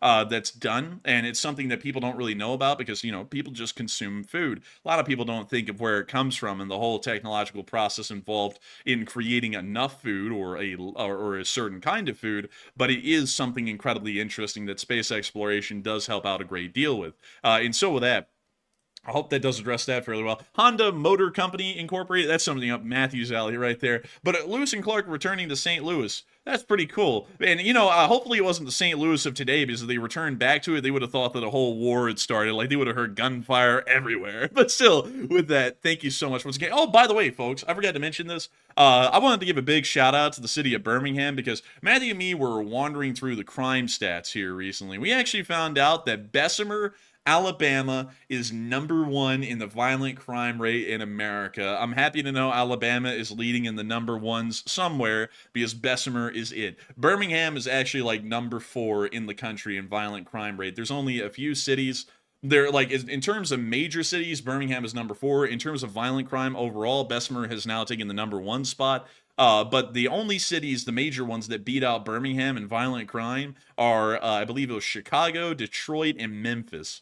So Birmingham is really close to being it. Like, if you go into downtown Birmingham, it's like going into Chicago or Detroit these days. Pretty interesting stuff to note. But with that, I hope that does address that fairly well. And Scott said, "We #1!" And yeah, we #1! But anyways, with that, and someone said, "Why is it so violent?" Oh, if only you knew. That's like the GTA 5 of Alabama. There's like it's the craziest place. I don't even know how to explain it. Like, there's nothing going on in Bessemer, so people are just generally pissed and, you know, have no income.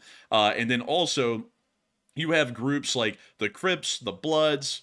You even have, in no shorter sense of the word, the Klan is also there. Like, everyone who would be like the worst people to have in a city are like in Bessemer. Not to say that everyone in Bessemer is bad. There are some people getting by out there, but there's a lot of questionable folks in Bessemer from like every single walk of life, and they all come together in that one city, and they just produce the craziest things imaginable. It's insane down in Bessemer. Like, you actually have to drive through in like an armored car to get through Bessemer. It's like that bad. We've been down there a couple of times. And oh, man, you don't want to go down there again if you've ever been through Bessemer. It's bad. I pity the folks who live there who do not want to be there, because they're living through tough times in Bessemer, and they have been for decades now. But anyways, with that, I hope that does address that the best I can. And with that, we are on to the next one. All right, and our next one is going to go to Chargy, who puts in a $20 donation. And thank you very much, Chargy, for that support as always. And he said, is it okay for countries like Latvia to now send missiles or drones into Russia after Russia has sent drones to their country? And does NATO need to approve first? Sadly, I think they would need to approve. The Latvians really can't do something like that, because the Russians diplomatically stated it was an accident and it went errant, which means it went off course. So there's not really a lot that can be directly done. I wish there was, though, but not really. And also, on top of that, that is, at that point, that is kind of escalation for the sake of it, because we're not really trying to offend against Russia to escalate it deliberately. What a lot of people are calling escalation that I advocate for is largely things like set up an air defense perimeter and shoot anything down that flies into Latvia. And then for some reason, people call that escalation. What I would actually view as escalation is Latvia firing a drone or a missile back into Russia as kind of like a got you sort of a thing. That would be escalation, but just defending your own sovereignty, your land, your seas, and your skies, that's not escalation at all. That's just that's a national right. That's a sovereign right of a nation. So I would generally say they would need approval. Me personally, if I was president, I would shoot that down, because while it would be neat to do something like that, that is escalatory, and we do want to try and avoid escalation. But if they offend upon us, we're not trying to avoid escalation in that point. We are trying to defend ourselves. And if they consider us defending our skies, waters, or land as escalation, then so be it. But with that, I hope that does address that fairly well, Shargy. And I thank you so much once again for support and helping this channel to keep on running. And with that, we are on to the next one. And up next, big shout out to Astesian, who puts in a $20 donation. And thank you very much for that support, by the way. We appreciate it. And then they said, Shoigu, what did you do, Shoigu? And Shoigu messed them all up. That guy screwed them all up. Quite as bad as Prigozhin did. He did the real number on him, but Shoigu, he did his number too. But Enforcer, what say you? Shoigu! And the none of the bus, nobly yet. And what did Shoigu really do, though? Like, to get removed from the MOD? Like, he had done some horrendous because he got put off into like some unknown category. I was like, what the hell did he do? But he did something, apparently. Probably was involved in the coup to a light form or something like that. But I can tell you, the Russian Ministry of Defense has not improved since the hiring of the banker, or whoever the hell that guy is. He's not doing that good of a job. But still, with that, I hope that does address that well. And I thank you so much once again, as Techian Prick, for the support and help of this channel to keep on running. Because it is folks like you who help this channel to be possible. And with that, we are on to the next one. And our next two super chats are going to go to Quizzer22 as well as Lord Lathos LSA. They each put in a $20 donation, and thank you both very much for that support. I don't see any comments attached to these, but huge shout out to Quizzer and Lord Lathos for helping to keep the coffee brewing, the streams are flowing, and the videos are publishing. We appreciate it very much. And Enforcer, what say you? And I got to thank the both of y'all for the support and helping this channel to keep on running. It is folks like y'all who help to make this thing possible, and we thank you massively for it. And so, thank you so much once again. I hope that does address that well. And we are on to the next one. And this one is going to go to Jody Mandelias, who puts in a $20 donation. And thank you, Jody, as well. They said, LSA forever, and thanks for all the long-lasting updates. And take one from the chat. Hey, and long live the Lee Spring Army. And thank you so much for enjoying the long-lasting updates, because we are dedicated to these entirely. We came right back from vacation, and we got right back to this. We literally got off the plane, and I started working on these things. So I got to thank you so much once again for support and help this channel to keep on running. And oh, man, Matthew, oh, dude, I can't help but bring this up, man, because I'd start laughing because it crossed my mind. The hot dog man who's on a vacation right now, he sat there, oh, look at the enforcers taking a vacation, shameful. It's like, dude, it's like you're the guy who takes like vacations for a living.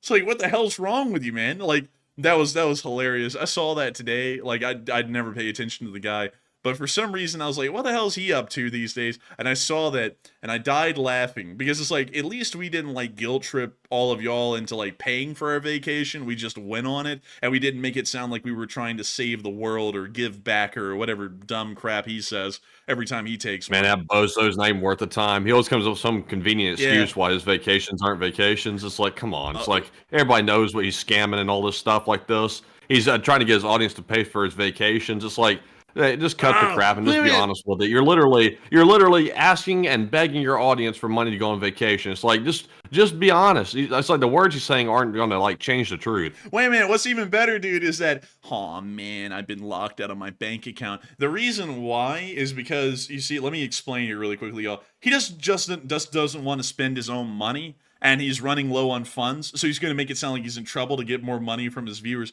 That is so scammy. It's scummy. It's the worst thing imaginable. And this guy just does it without remorse. Because, you know, like, I don't know, like, have y'all ever heard of like a credit card? I mean, either like, here's the thing that we can insinuate out of that. Either his credit score is so bad, no one will give him a credit card, which means that you shouldn't be giving money to him, because he can't handle money. Or the other thing is that he apparently has already overdrafted his credit card this month and he can't use it, and so now that he's locked out of his bank account, he has no way to spend money. Either way, doesn't that sound like questionable? Like, that whole story does not make sense if you just think about it. Like, you know, if you're locked out of your actual account, you ought to be able to use a credit card. Like, what, he's going around everywhere spending cash, like on a debit card or something? Like, what's he doing? Makes no sense. Like whatever that story is, makes no sense at all. And of course, he's over in Washington, D.C. right now talking to congressional aides, which do nothing. They're literally like unpaid interns almost. And he's going, well, we're really doing a big good. It's like, no, you're not. You're just bumping your gums and drinking or smoking when you're not there, and you're doing nothing. Like if he would just stop with the shamming and just actually say, I'm a self-absorbed asshole and I like to take vacations and pretend like I'm the savior of mankind, I would actually respect him a little bit more. Me personally, I actually would. But anyways, with that, I hope that does address that fairly well. I got a good laugh out of that today, Matthew. When I started reading that, I was like, you know, I gotta bring that up because that was the worst thing ever. And now that we said this, he'll be tweeting like he always does. He'll be going, oh my God, look, he desecrated me. I did so much good. And it's like, where? It's like, where? I want to know where that was. I'd actually like to know. But anyways, with that, we are on to the next one. All right, and to grab that live chat question that was requested, this one goes to AF Kaplan, who says, has there been any statement from NATO regarding the firing incident on a civilian ship in NATO waters? From what I know, there wasn't really a statement. There's been independent news reports, like from Visegrad, which we got today about it, and it actually happened about a week ago or so. So it's largely been swept under the rug, as per usual, which is infuriating in its own right, that we continue to let things like this slide. And so with that, I hope that does address that fairly well, at least from what I know. And thank you once again for sponsoring that live chat and helping this channel to keep on running, Jody Mandelius. And with that, we are on to the next one. And our next super chat goes to Neiman Bauer, who puts in a 20. And thank you very much, Neiman, for that support. He said, good morning, Enforcers, and nice to see you back from vacation. And greetings from Austria. Oh. And thank you, Neiman, very much. I'll tell you what, it's good to be back from vacation. It was a good, like a reset button on the good old brain a little bit. Good to take the train a little bit. But I will say, I did get sick halfway through the vacation, and I've been still recovering from it now. In fact, I'm recovering from it right now as we speak. I'm in the last stages of trying to recover from it. Slightly out of energy still, but hanging in there. But it was a nice vacation. And also, thank you very much for that support. And Enforcer, what say you? And I'd have to say thank you so much for support, being all the way from Austria. Really beautiful country. One day we will be able to see it, but that'll be like a decade in the future probably, when we would actually have the time, because we're so busy we really don't have the time for vacations like that. But still, I would love to see Austria one day. It's a beautiful place. And also, I have to say on top of that, thank you so much for being happy, seeing us back from vacation. I've loved being back, honestly. Like, it was good to be on the vacation. It was fun to ride the train, and I would highly recommend that experience for y'all if y'all were to, want to do something new. Take the train, but I beg of you, please do not take coach. Like, don't. I know it's a lot cheaper, and that's like a big appeal, but there's some really, like, interesting people in coach in kind of like a not good way. Like, not to discredit all of them, there were some cool people in coach that I met in the dining car, but I still wouldn't get in it because, like, the attendant that we had that worked there for 6 years on Amtrak said that it was pretty rough back there. It could get rowdy. So I wouldn't go back there. I'd get like a roomette or a bedroom. Bedrooms are really like the best bed. And travel the country by train. It's not the quickest way to get anywhere, that's for sure. I mean, it took 36 hours to get from LA to Seattle on a plane. That take like, I think, like 2.5 or less. So it's not the quickest thing to do, but is it an experience to remember? For Matthew, it wasn't really that good of a one because he got sick, and like now that it's kind of like past tense, he got sick as a dog on the train. Like, he was sick. As a dog? Yeah, like, you were sick, dude. Like, you were sick after the trip was over. He like had a fever and everything. But it was a very fun thing to do. I really loved being on the train. Sleeping on the train, interestingly enough, I slept like a rock. I don't really sleep like a rock much, actually. I'm kind of a little bit of a lighter sleeper these days. But on the train, because it kind of like rocked around a little bit at night, not violently, like later on towards the end of the trip from Portland to Seattle, some of that track was rough. I mean, like, the train was going like 90 miles an hour, and you were getting flung like a rag doll sometimes in those cars. But beyond that, the rest of the trip was pretty smooth, and I slept the night like a baby on that thing. It was a wonderful time. And on top of that, another thing, I gotta say, I'm not a fan of the train. I'll be honest with y'all. I'm just gonna speak like plainly here. The train is good if you're wanting to get the train experience and you're just wanting to see what it's like to be on a train and see scenery that you typically wouldn't be able to see from a car. But the downsides to it are you feel trapped on the train. You can't really get off where you want to. You just have to get off of their stops, and it's usually pretty quick. The little fresh air stops are like maybe like 5 minutes or something 15. like that. Or 15. It felt really, really short. So you're really not getting off the train very much. So you're stuck on there for like 36 hours, which is how long ours was, which is a long time to be on a train. I'll be honest, it was very, very slow. So unless you're on it for sightseeing, then it's probably not the wisest way to go. You're probably better off taking a flight somewhere. I'm just not a fan of the train. Like, we're not going to even sugarcoat it. I don't really care for the train that much. Me personally, I might take it for a short hop. Like Miss Deesa said, coach is okay for short hops. I would probably take it for a short hop, but no 36-hour train ride for me again. I would have to pass. Man, you don't know what you're talking about. Matthew and me are very different, though, on our opinions with this. I personally had an amazing experience on the train, and I loved every minute of it. Matthew didn't really have a great experience on the train, and he came to hate it. But I remember the Matthew of the first day of the trip, though, when we were going from LA to San Jose. And that Matthew was loving it. And then he got sick overnight, woke up the next day, and by the time that we were in Oregon and leaving Portland, he was hating the train. So I remember there was a time where Matthew did like the train and was enjoying it, and I think if Matthew gave it a second chance and he didn't get sick, he probably would enjoy it and find it fun. But I loved it, actually. I thought it was great. The food was good. The socializing was great on the train. You're like forced to socialize with people, which is nice. I also liked the scenery. The scenery was gorgeous. Went places that the cars don't go.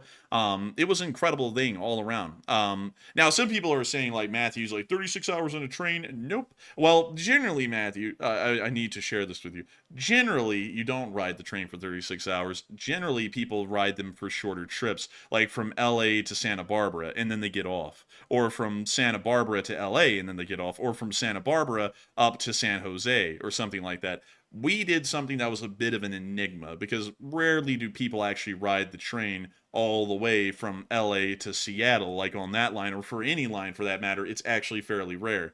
That's generally not what the trains are made for. But, you know, you can do it if you want to, because that's kind of also what they're geared for a little bit, is if you're going to ride it long term, it's going to be a bit comfortable long term, well, fairly comfortable long term, in my opinion. But that's something I did not tell you, Matthew, and I forgot to kind of tell you, is that there was no train on the West Coast that went all the way from LA to Seattle until Amtrak came around. The farthest a train went from LA was up to Sacramento, and then the farthest a train went from Sacramento was then, I think, up to Seattle, but those were two entirely separate trains, and there was, like, no sleeper thing involved. It got from point A to point B within a single day. Interesting. I will say this. I just don't think the train is a viable thing. When you're looking at the train as a mode of transport, you got to compare it to the airlines. You have to. I know you say it doesn't really compare, but it does, because if you're trying to get from one place to another, I mean, it's slower than a car most of the time, which, you know, it really doesn't make sense on a mode of transportation. And also, it's way slower than taking an airline somewhere. So then you think, why would you want to be on a train at that point? And I guess the food was good. I will say that the Amtrak food was actually pretty good. That was the highlight of the whole thing. But other than that, the main thing that really got me was how unclean everything was. It was not very clean. The bathrooms were kind of nasty, to be perfectly honest. And also, the whole train itself was kind of a little bit, not great on the hygiene like part of things.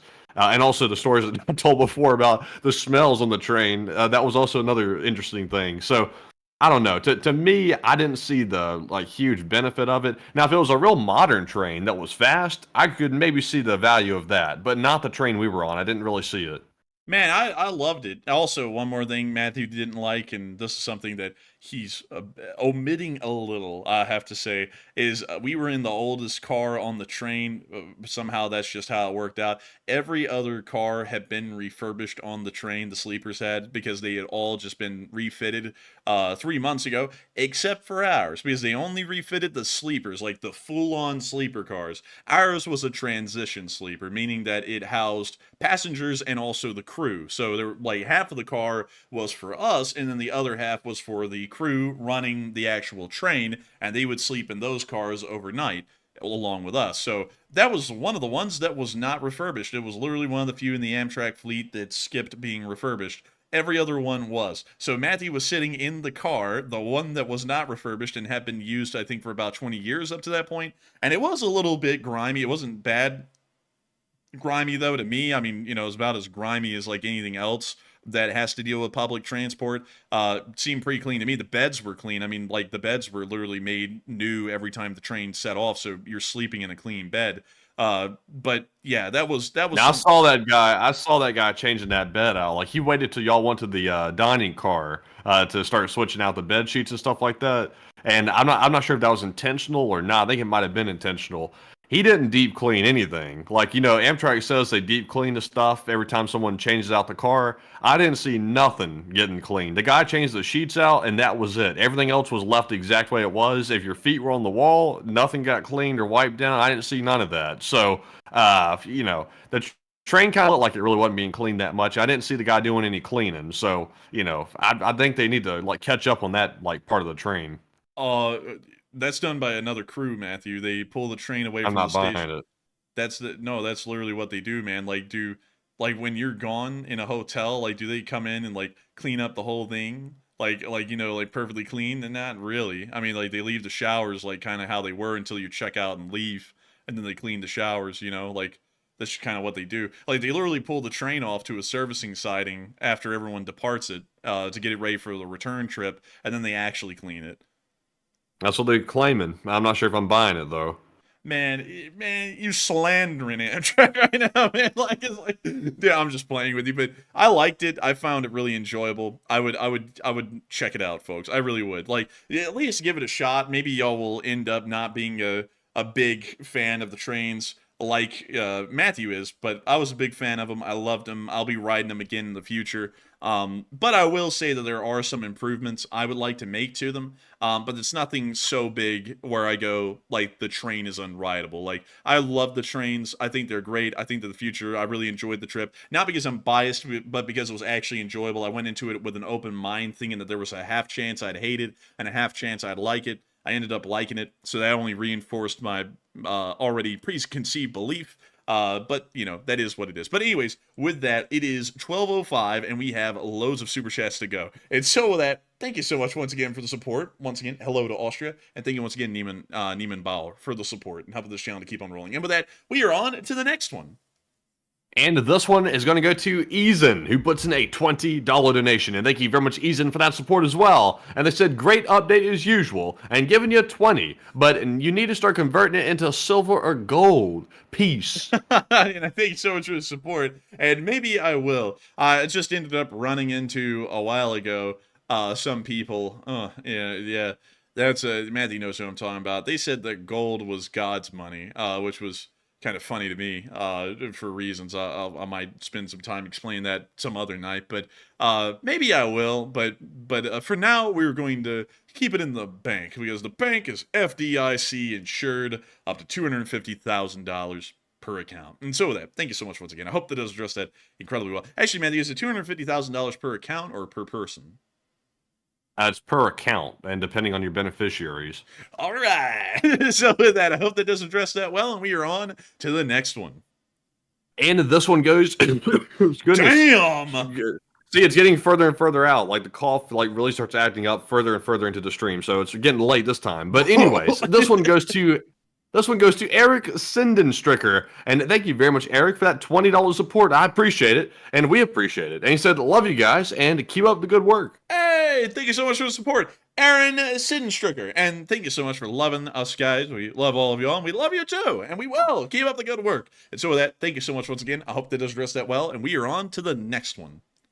And this one goes to Sully Canuck, who puts in a $20 donation. And thank you very much, Sully, for that support as well, and always supporting the channel. And he said, for your Canadian vacation next year, boys, and LSA. And LSA, baby! And I would love to go to Canada. I really like to travel all around the world and see everything, because like, even if you come back from it, it wasn't like the nicest place. Not saying Canada would be bad, but just saying this as an example. Even if it wasn't like the greatest place or your favorite place, at least you got to see it. That's kind of my mindset with things.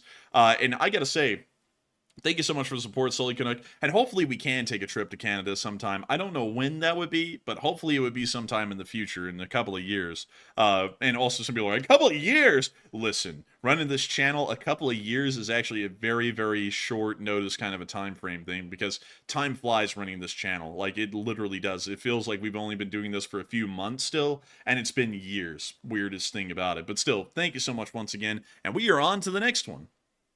And this one goes to Wellness LSA Latvia, who puts in a $20 donation. And huge shout out to Wellness, who's an old guard as well, for that support. He said, hello, Enforcers, and hello, Wellness. He said, hello, LSA.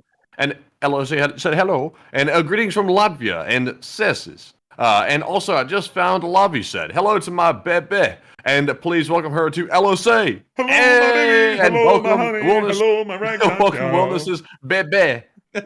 Well, welcome. I hope you're having a fun time here with Wellness LSA in Latvia, and he found love. Hey! That's pretty tough sometimes, and I got to congratulate y'all for that. I hope y'all are having a great time. I hope that everything works out well on into the future. That's absolutely incredible. Great news to hear. And I got to say, also, thank you so much for being from Latvia, in this specific town right here. How did I find it? Luck, actually. Like, I actually did not pre-plan that. That was raw luck.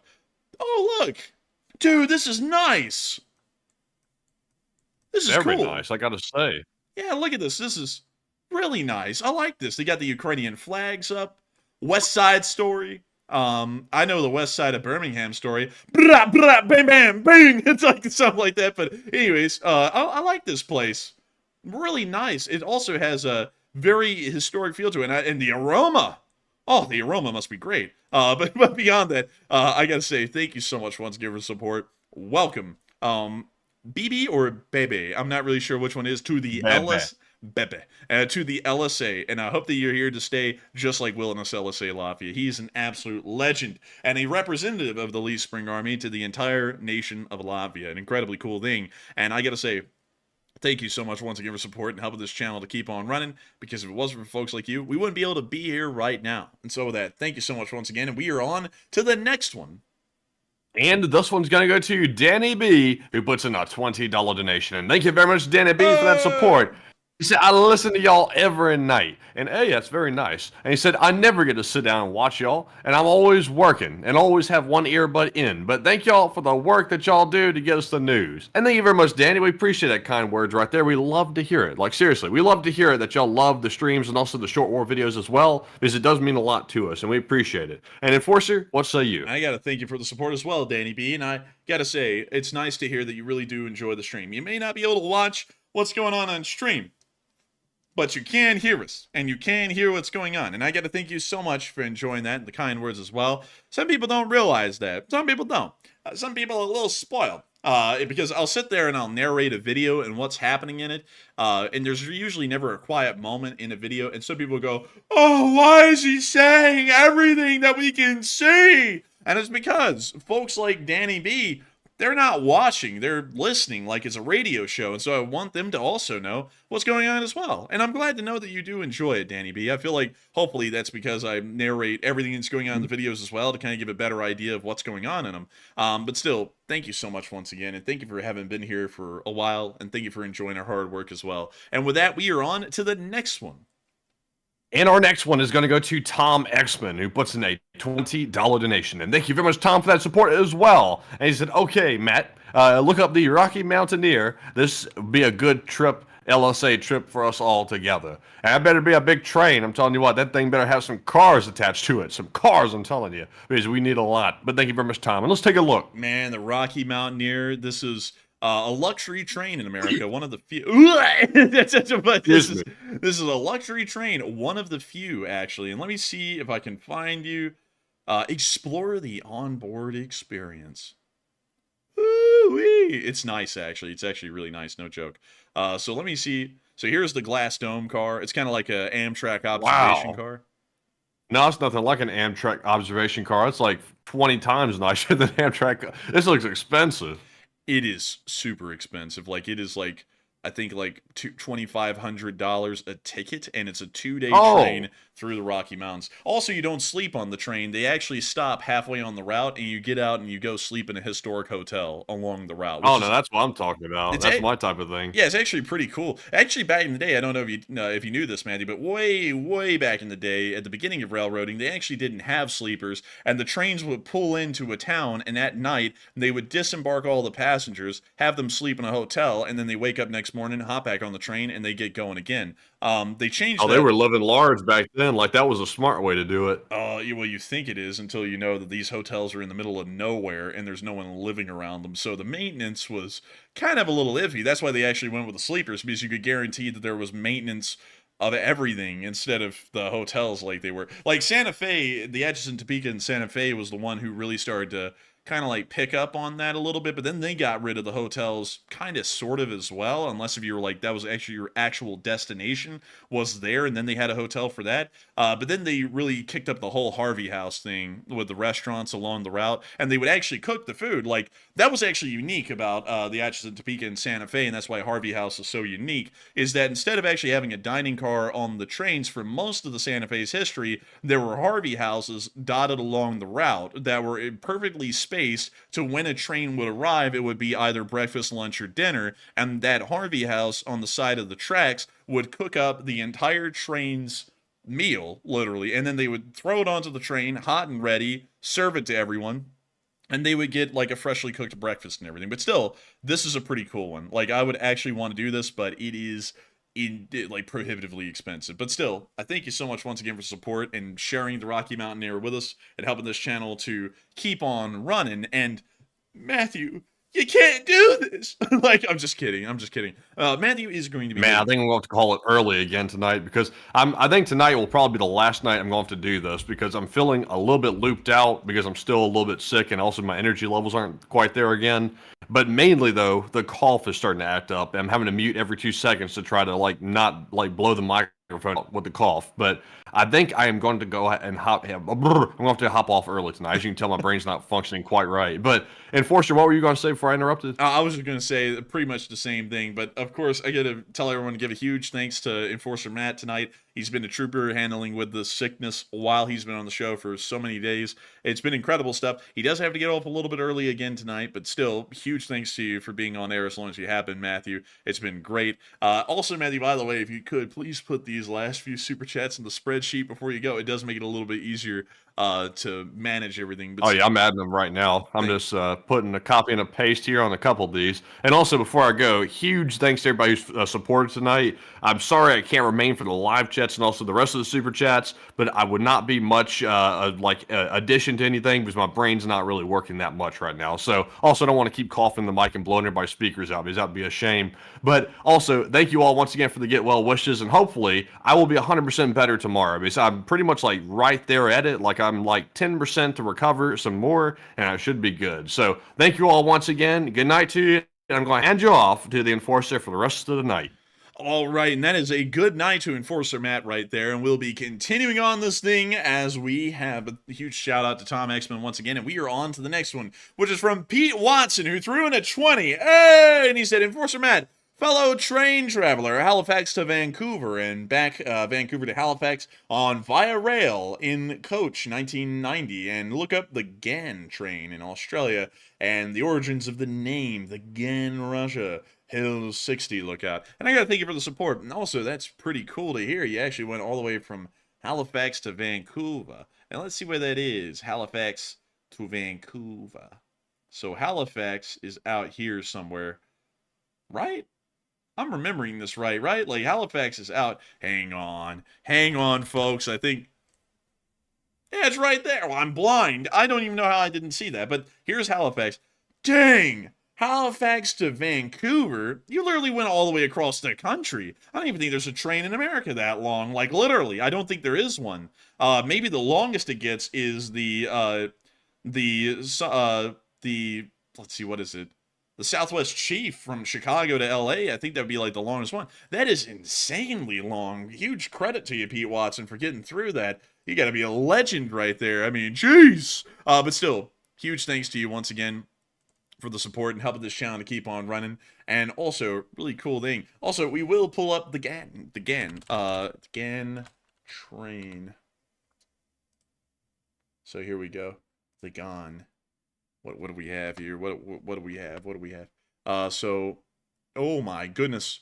What a route. Goes all the way from Darwin to Adelaide. Jeez. Oh my goodness. That would be crazy. I wouldn't be able to handle that there. Oh my lord. It's like, how long is this train? Like, how long does it take the trip? 1,852 hours. Oh my lord. This thing's going at a crawl. Like, it really is going at a crawl. But the actual train actually is kind of neat, though. But I don't think I could ride this thing. I would lose my mind on a train for like 58 hours. No joke. But still, thank you so much for the support. And let's see, broke ground, Port Augusta, completed in 1929. Final leg of the journey was still made by camel. Oh my lord. Let's see. By the time the GAN was losing money, the original GAN line followed the same overland telegraph, which is believed to arrive. John McDougal Stewart took in his 1862 crossing of Australia. Notorious for delays caused by washouts at the track. A flat car immediately behind the locomotive carried spare sleepers and railway tools so passengers and crew could repair the line.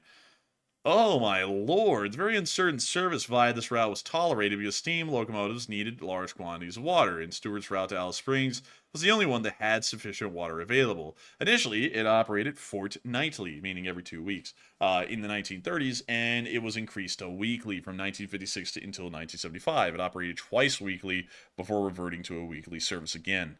Let's see. Dang, I gotta tell you, I would not be able to ride this thing. I would lose my damn mind riding this train. And also, the idea of having to get out and repair the tracks, absurd. Like, crazy. Included in the fare, you get to build the railroad again. You get to have the experience of the Chinese immigrant workers here in America back in the 1860s building the Transcontinental Railroad. Love it. That's sarcastic, by the way. I would not love that. But still, thank you so much once again for support to help this channel keep on running. Really interesting train history. I think I would avoid that one, though. At least in my opinion. But still, thank you so much once again. And with that, we are on to the next one, which is from Duncan VR. And hey, Duncan VR said, Secretary Blinken was rough, oof, sick as a cat. Next time, try Iranian Express Railways. Hot dog tours, hosted by The Fly. Moo, moo. One-way ticket, $69. Half a part saved with The Fly. And thank you so much for the support, Duncan VR, and helping this channel keep on running. And of course, throwing in the animal noises. It would not be a normal stream without those animal noises. And I got to thank you so much once again for helping this channel to keep on running, because if it was not for folks like you, we wouldn't be able to make this thing possible. So with that, thank you so much once again. I hope that does address that incredibly well. And with that, we are on to the next one, which is a $10 super chat from Liquid Fire. And he said, hey, thanks for doing what you do, Team LSA. Hey, thank you so much for enjoying what we do, Liquid Fire. And thank you for supporting this channel and helping it to keep on running. Big thanks to you so much once again. And with that, we're on to the next one, which is a 10 from George Tincher. Hey, and George Tincher said, Taco Bell creates provocations on a daily basis with all of the flatulence they are responsible for creating. And I would agree with you, but Taco Bell is still so good. That is why it continues to create flatulence. People eat it because it's cheap and it's not bad for the price. And so with that, thank you so much once again for support and helping this channel to keep on running, George Tincher, because if it wasn't for folks like you, we wouldn't be able to keep this channel running. And so with that, we are on to the next one, which is a $10 super chat from Alex Baines. And Alex Baines said, letting the main propagandists criticize Putin is most likely a controlled move to probe both public and the factions around Putin to provoke hidden disgruntled groups to show their cards. Maybe so, Alex Baines, but you could also pull a lot of people over to their side that weren't on their side in the first place because they thought everything was fine, and now they're starting to hear trusted voices openly crapping on Putin. So it could be the case that they're doing that, but it could also be the other. We'll just have to kind of wait and see how this unfolds, but that's still a likely option in the scenario right there. But still, thank you so much once again for support. I hope that does address that well. And with that, we are on to the next one, which is a $10 super chat from Gunfox61. Hey! Gunfox61 said on September 24th, the first nuclear-powered aircraft carrier, the USS Enterprise, an absolute beauty of an aircraft carrier. And let me go see if I can grab it here really quickly. Here we go. And it is, let's see, the first nuclear-powered aircraft carrier. It's the longest naval vessel ever built, and the only ship of a class that was originally planned to have 5 other ships. It was the only one of its class to exist. An absolute beauty of a vessel. Look at it. The USS Enterprise, right there in all of its glory. This was the aircraft carrier of aircraft carriers. The first nuclear-powered one in the world. It was the longest one of its type. Not a single aircraft carrier in the world has been built to be longer than the USS Enterprise. It is nuclear-powered, and it is an absolute monster. It was able to carry, if I remember correctly, up to 90 aircraft, or about 60 normally. But that is an impressively high number. This thing was truly a floating Air Force base at sea. It's an impressive ship, one that sadly isn't around anymore. I believe it was sent to the scrappers a couple of years ago and cut up. And let's see here. Let's see, refit, stricken. So let's see here. It was stricken in 2017. And yeah, awaiting recycling at the shipyard in Newport News. So they are going to break this thing up. It's being sent to the scrappers, unfortunately. You would think they would save such a ship. It's such a famous aircraft carrier in American history. But unfortunately, the materials could probably be used elsewhere more efficiently. So this one will end up being a loss to history. But still, I hope that does address that somewhat well. And also, in 1934, Babe Ruth played his last baseball game for the New York Yankees at Yankee Stadium. Man, isn't that crazy? Like, that guy is still talked about to this day, and the last game he played was 90 years ago. That lets you know that you're a sports legend right there. Well, a legend really in any category, when people are talking about you 90 years later on. That's actually pretty cool when you think about it. And so with that, thank you so much once again for the support and helping this channel to keep on running. Because it is folks like you who helped make this channel possible, and thank you for throwing in the third day in the history tonight. And so with that, thank you so much once again, and we are on to the next one, which is a $10 super chat from the Boulder, and no comment, and a $10 super chat from Cookie, and a $10 super chat from Stan T. And I gotta thank the three of y'all, Stan T, Cookie, and the Boulder, for the support and helping this channel to keep on running, because it is folks like you who helped to make this channel possible. If it wasn't for folks like you, we wouldn't be able to keep this thing rolling day in and day out. And I gotta thank you so much once again, because if it was not for folks like you, we wouldn't be able to be here right now. And so with that, we are on to the next one, which is a $10 super chat from Merry Christmas, the shit is full, and local anchors fall out window while simply cleaning his windows. And Merry Christmas, shit is full also threw in another 10 and said, local anchor charged with falling out of window after surviving fall from window. And that seems kind of how it would go for Sololyvev. I think he will fall out of a window, and then just to make doubly sure that he didn't fall out of a window, he'll fall out of another one. And so with that, thank you so much once again for the support. Help this channel to keep on running. Because if it wasn't for folks like you, Merry Christmas, the shit is full. We wouldn't be able to keep this channel running, so that way when Merry Christmas came around, we could say this shit is full. And so with that, thank you so much once again for the support. I hope that does address that incredibly well. And with that, we are on to the next one, which is a $10 super chat from Pats and the Cats. And Pats and the Cats said, maybe the Russian oligarchs are tired of Putin, and the guy knows it, so he felt comfortable saying it. Well, that's what you would think, wouldn't it? And, I mean, it wouldn't sound that bad, actually, coming from an American perspective, but it's not... the companies of Russia aren't really independent from the Russian government. The Russian government largely tells them what to do and puts the people in charge who are there right now. So, actually, Putin's kind of still the one in charge, even over them. And so they may be tired, but they're probably too scared to voice that, because many have fallen out of windows for largely voicing displeasure with the Russian central government, showing who really does hold the power, which is Putin. And so with that, I thank you so much once again for support. Pats and the Cats. Interesting point, but I think it's a little bit different in Russia, at least in my opinion. But we got a $10 super chat from Ed! Irish Ed! Hey! Hey, let's say Irish Ed here. Question. Do you think Putin is trying to start a war with NATO for his political interests? Also, what would NATO do to Russia for firing the boat? Full-fledged war? LSA forever, and long live the LSA. And that is an interesting question. I don't think they're trying to provoke a war for political interests or anything along those lines. I think they're seriously just trying to push NATO around for the hell of it, to see how far they can go. I think that's what it actually is. Would we start a war over a fishing vessel? I mean, if we have to, we will. I mean, that's actually kind of the truth. That vessel is a vessel of NATO. It doesn't matter what kind of a vessel it is. It could be a literal rowboat, or it could be one of the largest container ships in the world. If that thing is fired upon, it's largely viewed about the same, because that will end up impacting really every ship in the area. Let me ask you this. If a pirate ship was to board and commandeer a vessel carrying pottery to the Americas back in the 1700s, or it was to hop on board a vessel carrying gold and commandeer and operate that ship and steal everything on board, what would be considered worse? Both would be considered the same, because the interesting thing about things that deal with anything in the maritime world is that if it happens to one ship, it can happen to any of them. And while the pottery ship may be stolen and commandeered, what the Admiralty would be thinking is that the next thing you know, it's going to be a ship carrying precious gold, maybe a chest worth of gold that is supposed to be paying the British Army that's in the colonies.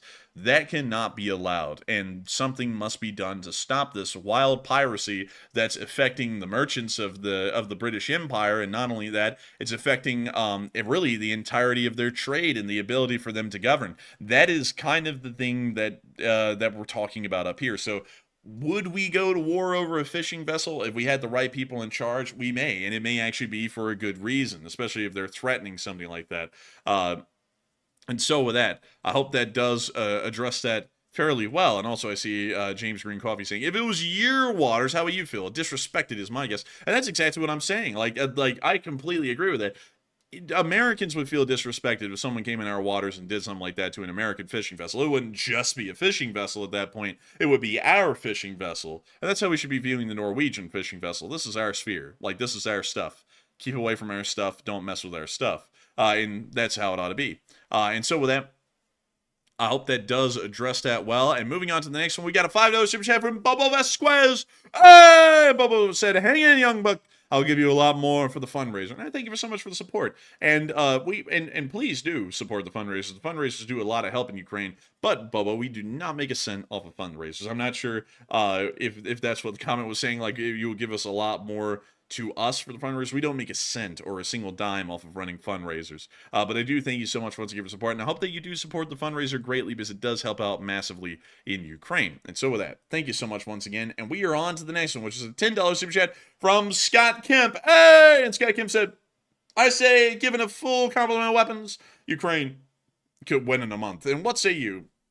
They technically have a full complement of weapons right now. They are armed to the teeth as far as the Ukrainian military goes, but they don't really have the manpower. So while they may have all the weapons, they don't really have enough manpower to do incredibly well in a month span and win. So I see what you're saying. There's a pretty interesting point, but the manpower situation is still a bit of a problem. And so with that, thank you so much once again. I hope that does address that well, Scott. And with that, we are on to the next one, which is a $10 super chat from Doug Halstead. And Doug said, the Norwegian fishing boat may have the Ryokins close to a sub coming out of its base. I agree. Park some of our boats in that spot. And that's exactly what I'm saying. Maybe that was the case, but still, I don't know. I mean, there wouldn't be a sub pin that close to Norway. Like, a sub could leave Murmansk, say, or Arkhangelsk, and then shoot straight up into the Barents and into international waters, and then make its way around to the gap. I forgot what this gap is called, but they could shoot through there if they wanted to.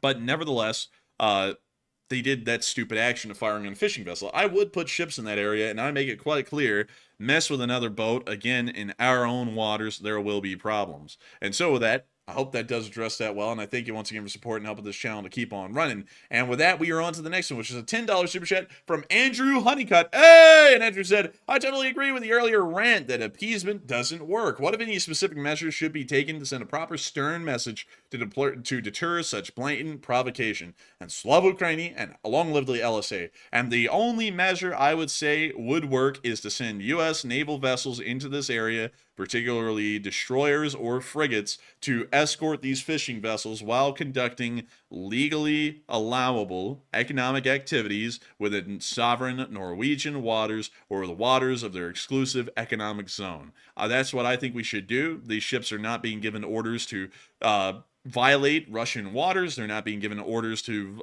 fire upon any Russian warship that is seen. They are only there to protect and escort the fishing vessels in that area. If the Russians do fire on those fishing vessels, the commanders of those vessels, the captains of those ships, will be given authorization to make any appropriate response that they believe is necessary given the circumstance. That's what I think our stance should be. It's not one that's immediately creating a war. It's the one that gives the Russians the option. You can mess with our boats and you can die a horrific death, or you can leave them alone and let us do what we want in our own waters, and you will live. That's really the option I would give them. And so with that, I hope that does address that fairly well, at least in my opinion, because no one messes with our boats. That's just how it goes. And so with that, thank you once again. We are on to the next one. And we got a $10 super chat from Bob Jason. And hey! And Bob Jason said, is there a universe where Russia is purposely trying to subtly provoke a war between NATO with all these border disputes to justify the use of nuclear weapons?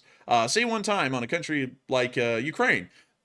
Maybe. And really, the Russians don't want to use a nuclear weapon, though, because generally the idea is that there's a mutually assured destruction involved in using a nuclear weapon of any sort. Even if they used it on Ukraine, there would be some sort of a recourse, probably a nuclear one, to that. And so generally, I would doubt that they want to provoke something where they can use a nuke, because for them, that largely is an in-game scenario right there, and no one really wants to rush to the end game. Honestly, that would be how I would look at it. But still, thank you so much once again for support, Bob Jason. I hope that does address that quite well. And with that, we are on to the next one, which is a $10 super chat from Thomas Palmer. Hey! And Thomas said, I'll get my first real train ride from Poland to Kyiv in February. First international trip. Long live the LSA, Slava Ukraini, and take a question from each other. And dang it, Matthew left.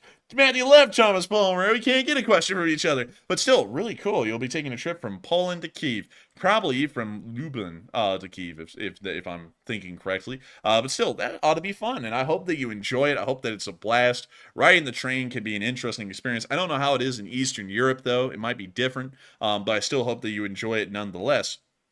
And so with that, thank you so much once again for support and helping this channel to keep on running. And I will make sure to take a question from the live chat since Matthew is in absentia. But beyond that, we're moving on to a live chat from Official Big Boy. And Official Big Boy said, if a war starts, would China and North Korea join in? Probably not. North Korea probably would not join in because it's almost logistically impossible for them to do so. China wouldn't because it would threaten most of their grand planes around the rest of the world. And also, if things went really bad, there would be a nuclear holocaust, and China probably doesn't want to get caught in the crosshairs needlessly for the large part of a nuclear exchange. And so with that, I hope that does address that fairly well, at least in my opinion. Official Big Boy. And I gotta appreciate you for being the official Big Boy. And moving on from that, we got a $7 super chat from Thomas Flannery. And he said, long live the LSA. And hey, long live the LSA. And thank you for the support and helping this channel to keep on running. And with that, we are on to the next one, which is a $6 super chat from Thomas Kruger. And Thomas Kruger said, I think there's Stalin style behind the scenes, posturing in the Kremlin right now. I think Sololyvev sees the weakness in Putin. And maybe he does. Maybe that's why he's saying something like that. Or maybe he's truly just lacking faith in the central government,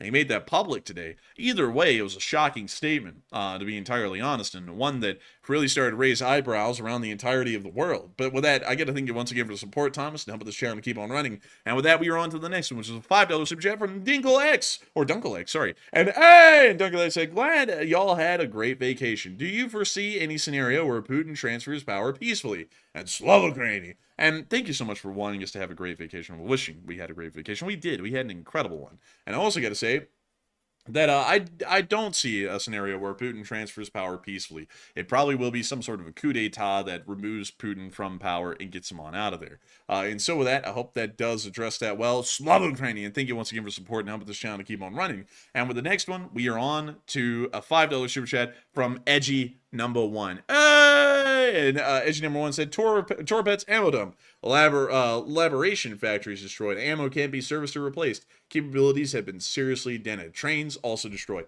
And that is true. There was significant damage to all the ammunition depots. Trains were usually caught in the blast in all of them. And the logistical effect to that is really, really severe. And so with that, I hope that does address that fairly well. I thank you so much once again for the support and helping this channel to keep on running, because if it wasn't for folks like you, we wouldn't be able to make this thing possible. And with that, we are on to the next one. And the next one is a $5 super chat from Mr. Mago. And, actually, Mr. Magoo. And Mr. Magoo said, my girl told me to stop making puns about Russia or she'll leave me. I told her to quit stalling and make her mind up. She left. It's going to leave a marks. Oh, Mr. Magoo, you're killing it out here with the puns. I love the puns, though. That's actually pretty good. And I got to thank you so much once again for support and helping this channel to keep on running. Because if it wasn't for folks like you, we wouldn't be able to make this channel possible, and we wouldn't be able to keep this thing running. And so with that, thank you so much once again. I hope that does address that well. And we are on to the next one, which is a $5 super chat from Ryan Ostar. And Ryan Ostar said, Lukashenko looks too inattentive while making that genuine statement. And he does, honestly. It was kind of stupid to be in a tent. Like, why couldn't he just be in an official government office? I don't know. It's really weird. But still, thank you so much once again. I hope that does address that well. And with that, we are on to the next one, which is a $5 super chat from Leora Abigail. Hey! And Leora said, Lukashenko ate too many pierogies with a hot dog, man. LMFAO, fat man in a little coat. Yeah, he is a fat man in a little coat. I was the fat guy in a little coat. Like, he's that guy. Like, he really is. It is sad. I mean, he's so fat, he can't even fit in a coat from the army. I mean, that's kind of sad. You would think they'd just custom make him one or something, but no.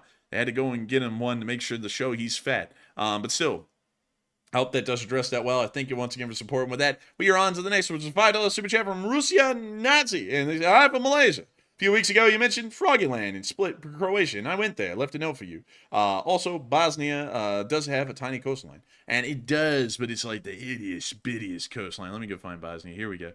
It's just a itty bitty coastline right here, and then it's enveloped by Croatia. Like, you actually have to, like, sail pretty much through Croatia to get out. It's like hell on earth down there. But yeah, they do have a little bit of coastline, like, if we're being serious here.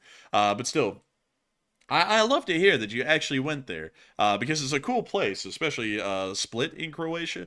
because of the former Roman palace that was in this area. Right here, this little outline, that's where the palace was. Pretty cool stuff about that, actually. But still, thank you so much once again for support and helping this channel to keep on running, because it is folks like you who helped make this thing possible. And with that, we're on to the next one, which is a $5 super chat from Aztecian Prick. And Geschlick Leitman in Deutschen Balkan. And thank you so much for the support and helping this channel to keep on running. Everyone always appreciates hearing that one here and there. But with that, we are on to the next one, which is a $5 super chat from Barry Woodward. And Barry Woodward said, stand up now, NATO, or serve another here now going forth. And I agree with that. NATO's got to have a spine. The folks have got to have a spine, or else we're going to live to regret this. That's something that a lot of people don't know. They always think cowardice pays off, and cowardice costs a lot. It costs many more lives than having a spine and a backbone does. And people just never learn that over and over again, and people never learn that cowardice is never the answer. Courage is really the answer to most of our problems. And so with that, thank you so much once again for support. I hope that does address that incredibly well. And with that, we are on to the next one, which is a $5 super chat from Darren Quinn. And Darren Quinn said, what's Norway Defense Force, i.e. Air Force and government, say about Russian warships shot across bow? Stupidity. Nothing. They have said nothing from what we know. They kind of swept it under the rug with everyone else and did nothing about it. Once again, cowardice. I find that to be cowardly. They fired on a vessel. They threatened the lives of Norwegian citizens. There ought to be a statement about that, at least from Norway, if anyone. And so with that, I hope that does address that well. I thank you so much for giving support. And with that, we are on to a $5 super chat from Riley Small. And Riley Small said, I've seen reports that the Iron Dome is down in some parts. Is that confirmed? We have not heard any reports about that here on this channel. That may be the case. We just haven't heard them yet. But from what we know, the Iron Dome is fully operational, from what we understand. And so with that, I thank you so much once again for support. I hope that does address that quite well. And with that, we are on to the next one, which is a $5 super chat from Bobo Vasquez. And Bobo Vasquez said, just a little something for the Enforcer. And thank you so much for the support and helping this channel to keep on running, Bobo Vasquez, because folks like you do make it possible for us to keep this thing running. And so a big thanks to you once again. I hope that does address that well. And we are on to the next one, which is a $5 super chat from Kuchulian 343. And Kuchulian said, the Brits consider hot tea to be so important for morale that every tank in the British Army has a tea set built into it. Good grub makes a difference. And it really does. Good food, hot food, makes a big difference in an armed force. It's the difference in between someone breaking and someone keeping at it. It's a very big thing. And the I forgot what it is. It's like the mobile boiling vessel or something like that, which is in all British vehicles. Really cool system, and actually does help them to boil water for tea, which is really cool. A really nice little morale improver right there, and I bet a lot of British soldiers really do appreciate that and enjoy it. But with that, thank you so much once again for support and helping this channel to keep on running. And with that, we are on to the next one, which is a $5 super chat from Peter Ortiz. And Peter said, how deep do you think Ukraine will push into Russia? How far do you think Ukraine can push and retain territory? I think that they could push all the way up to the E38 and hold that area. I think they actually could, all the way from down here in Geary and up the highway to the E38 and then down its perimeter. I think that this area is holdable. It's not that big of an area, especially when you zoom out and look at it. And if the Ukrainians kept enough brigades in that area and made sure to rotate them in and out to get them proper R&R, they would be entirely operational and able to deal with the tasks of defending an area that big. That's at least my opinion. I don't know the entire strategic overview that the Ukrainians are really looking at, but I would have a faith that they could do something like that. And so with that, I hope that does address that well. And we are on to the next one, which is a $5 super chat from Craig Severus. And Craig Severus said, Enforcer Matt, Sololyvev has a new job as an embedded journalist in the next raised Storm Z unit going to Ukraine. Yeah, he's got a fun time out there. I bet you he's going to make great stories. Great stories maybe about how he ends. Who knows? But still, thank you so much for the support and helping this channel to keep on running. I'd have to say that is wildly true, at least in my opinion. But with that, I hope that does address it well. Thank you so much once again. With that, we are on to the next one, which is a $5 super chat from Captain Poofers. And Captain Pooper said, speaking of Norway, they've been seeing a spike of radiation on their border with Russia as Russia is testing its nukes. I actually didn't know that, Captain Poofers, and I got to thank you for sharing that. And I will try and look into that a little bit more, maybe even talk about that on another stream. But with that, thank you so much once again. We are on to the next one, which is a $5 super chat from Kuchulian 343. And Kuchulian said, if you were president, please tell me how you would reform the railroad industry so we could have a cheaper shipping and public transportation system. Please. And Kuchulian, interesting question. It's a very tough one to deal with. And I don't have a plan that I have a hard set. It really depends on how things would go. There's multiple different plans, and considering that we're really short on time, I'm going to have to condense them down to be wildly simple, but there are a couple of options that we have to deal with the railroad system. I'm not really the kind of person to iron down something and like stick with something even if it wouldn't really end up working, because there's so many different things you could do in America. You could nationalize the rails, where the American government owns the rails under the United States Railroad or Railway Administration, and then you could allow leasing rights to the railroad companies to own and operate services on certain rails through the country, largely ensuring that the railroad system could be maintained and upgraded at the expense of the taxpayer, but allow for a lot more amenities to be included in the railroads and a lot more railroad efficiency.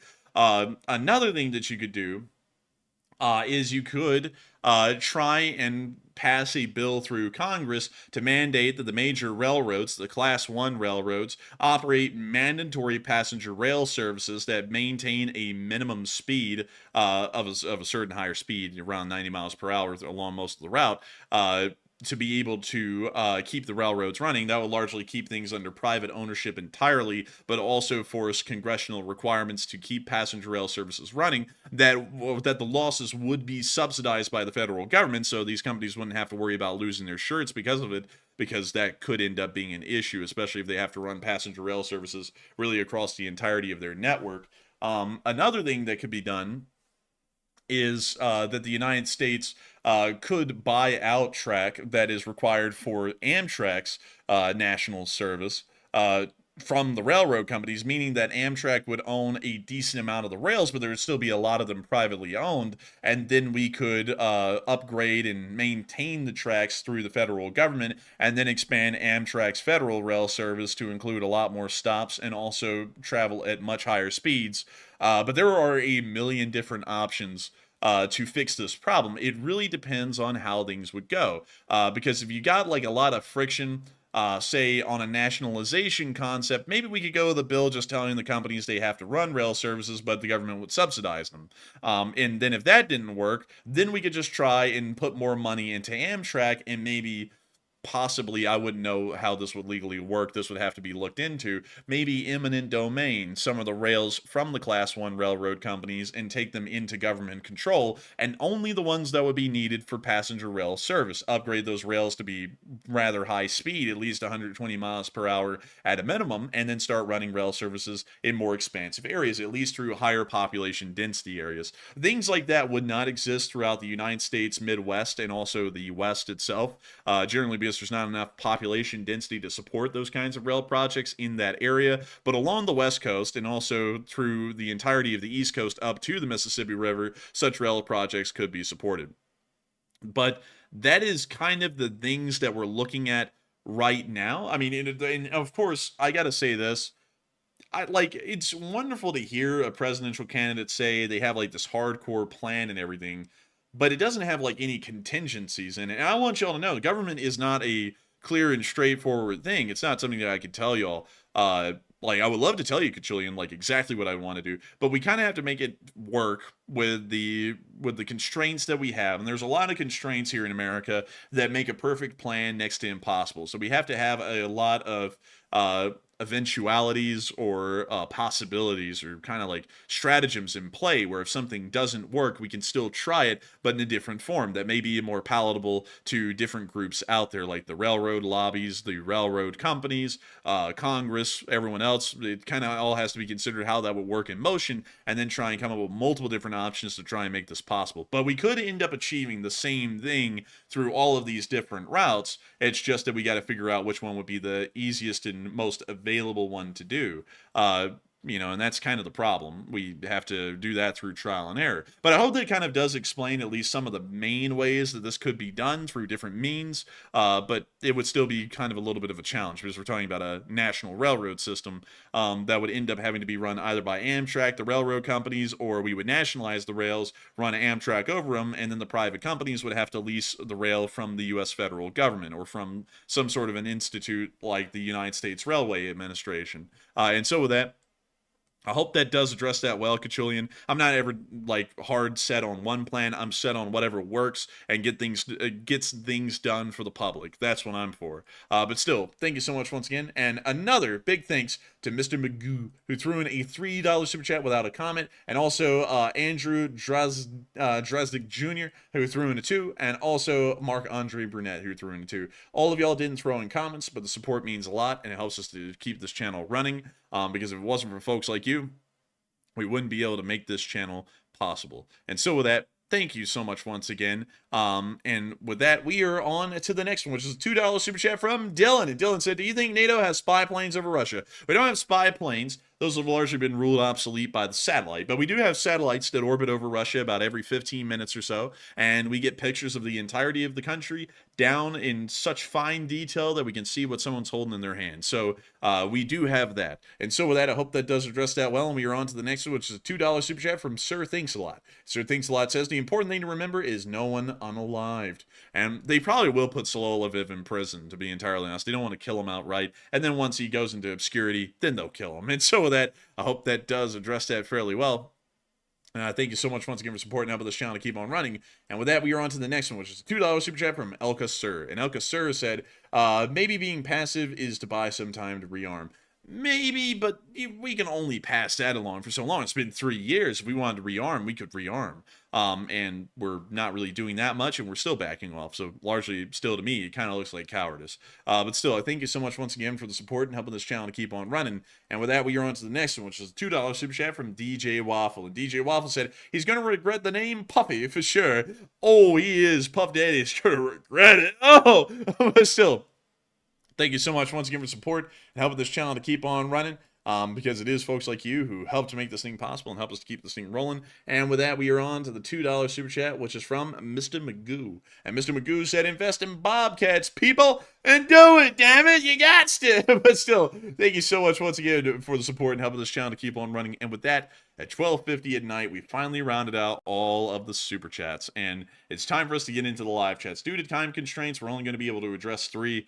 I hope many people understand it's almost a 4-hour-long stream at this point. But we will be addressing some live chats and then rounding this thing out. And so, moving on to our Morse code decoders, we got Cliff Simonson, Mark Hodges, Earl Bernew, Kevin J, Paul Schultz, David Millsaps, Heroic Fluffiness, and Arbel Garbo. And the Morse code reads, looking like the war may be coming around to an interesting head or an interesting close. And long live the Least Spring Army. And and that's the sound of money. And y'all get that dead on the nail. That was the Morse code message of the night. I got to congratulate each and every one of y'all for getting that Morse code message correct. It's the 944th day of the war, and nevertheless, y'all are still getting that dead on the nail, which is absolutely impressive. And so with that, I thank y'all once again. I hope that does address that well. And with that, we are on to the third to last question of the night, which is from Quick. And Quick said, how come we don't see much of the Bayraktar footage these days, or have I just missed it? You're not missing it, it just isn't out there anymore. The Bayraktars have largely been deemed obsolete in the war. The war has evolved so much, the Bayraktar is kind of a sitting target doing what it does. So we don't really see the Bayraktar in use at all anymore. Most of them have been shot down, and the remainder have been grounded. Big shout out to some guy, by the way, who threw in a $10 super chat. Hey! It's very appreciated. I thank you so much for supporting the channel, although you didn't throw in a comment. So with that, thank you so much once again. And with that, we run to the second to last question of the night, which is from Pixel Lord M. Pixel Lord said, do you think that Poland and the Baltics would move in if Russia begins deliberately damaging nuclear facilities? I'm not really sure. I kind of doubt it. Because the United States might try and hold them back, but if the United States gives them their blessing, then we probably would see that happen, at least in my opinion. So it really depends on if America gives a blessing or not. And the lucky last person who threw in the lucky last question of the night is the Nefer. And the Nefer said, Ukraine seems to have the capabilities now to send the Kerch into the sea. Is Ukraine waiting for something specific before sinking it?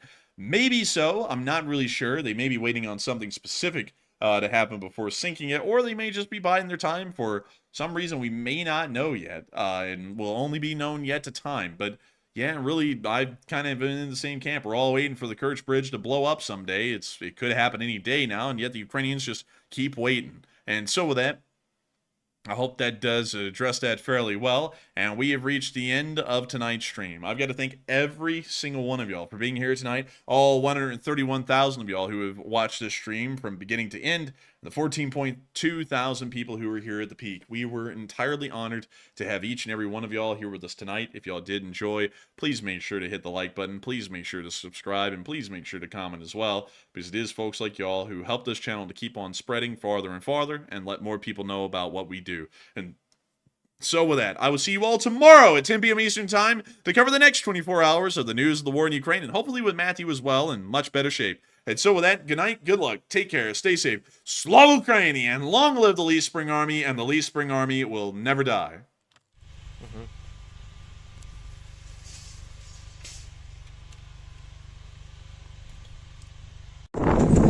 Yes. The Lee Spring Army sends its regards.